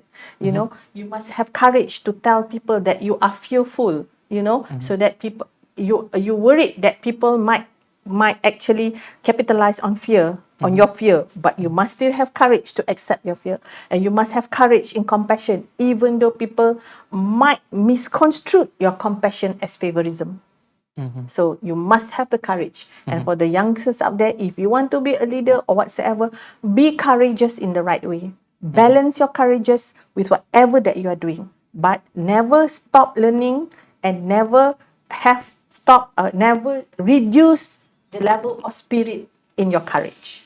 Right. Thank you so much. Dr. Azwana, probably from you. Yeah, actually, I wanted to say the same thing. You know, Correct. the selfie with Richard Branson too is really, you know, like, wow, that's very, very courageous. You know, to be able to just, you know, lift your hand up and then ask for selfie. I mean, that's a very important trait. I mean, for a leader. But I think, I mean, there's a lot of traits which are important for a leader, of course. But I think to me, lifelong learning lah, I would say. You know, as a leader, you are never perfect, you are never sufficient. So you have to continue learning. Learning does not mean that you need to go to university, classes or whatever. You're also learning from the people around you. You know, I learn from my drivers. I learn from of course from people higher up, and also learn from people, even from your mates. You know, so I think you read and then you learn from reading. So I think, you know, as a leader, you need to continue learning and grabbing whatever experience, knowledge. You know, I learned a lot today from people with more experience than me. So I think for a leader, lifelong learning is very important to move yourself further as a leader. Yeah. So we got two important messages here in terms of courage and lifelong learning in what we do. And yeah, we were in the room actually looking at your story when you were talking about you asking question to Richard Branson, and we were all thinking, what question is it going to be? And at the end of the day, it was a selfie. Yeah. Right? And your husband beside was saying, you know, actually there's two photos. That's just one photo. There's another photo with the crowd and everything. He came down. He was narrating us the story of how it all happened. So very beautiful. Thank you very much to Dato and Dr. Azwana. I knew Dato. She was there listening to Dr. Azwana here. We can see, I can see myself how much of a passionate leader that you also are in your organization. You're truly blessed to have both of you amongst us. I do really hope that the audience also learned a lot today. A lot of grounding experience, a lot of inspirational thoughts as well. I definitely learned a lot myself. I went off script a little bit because that was the passion that Dato was also reflecting at this point in time. So thank you so much. Till we see you again the next time. We're signing off. TGP Podium 2025. Thank you very much. Thank you. Thank you. Thank you all for your enthusiasm and participation in the Q&A session.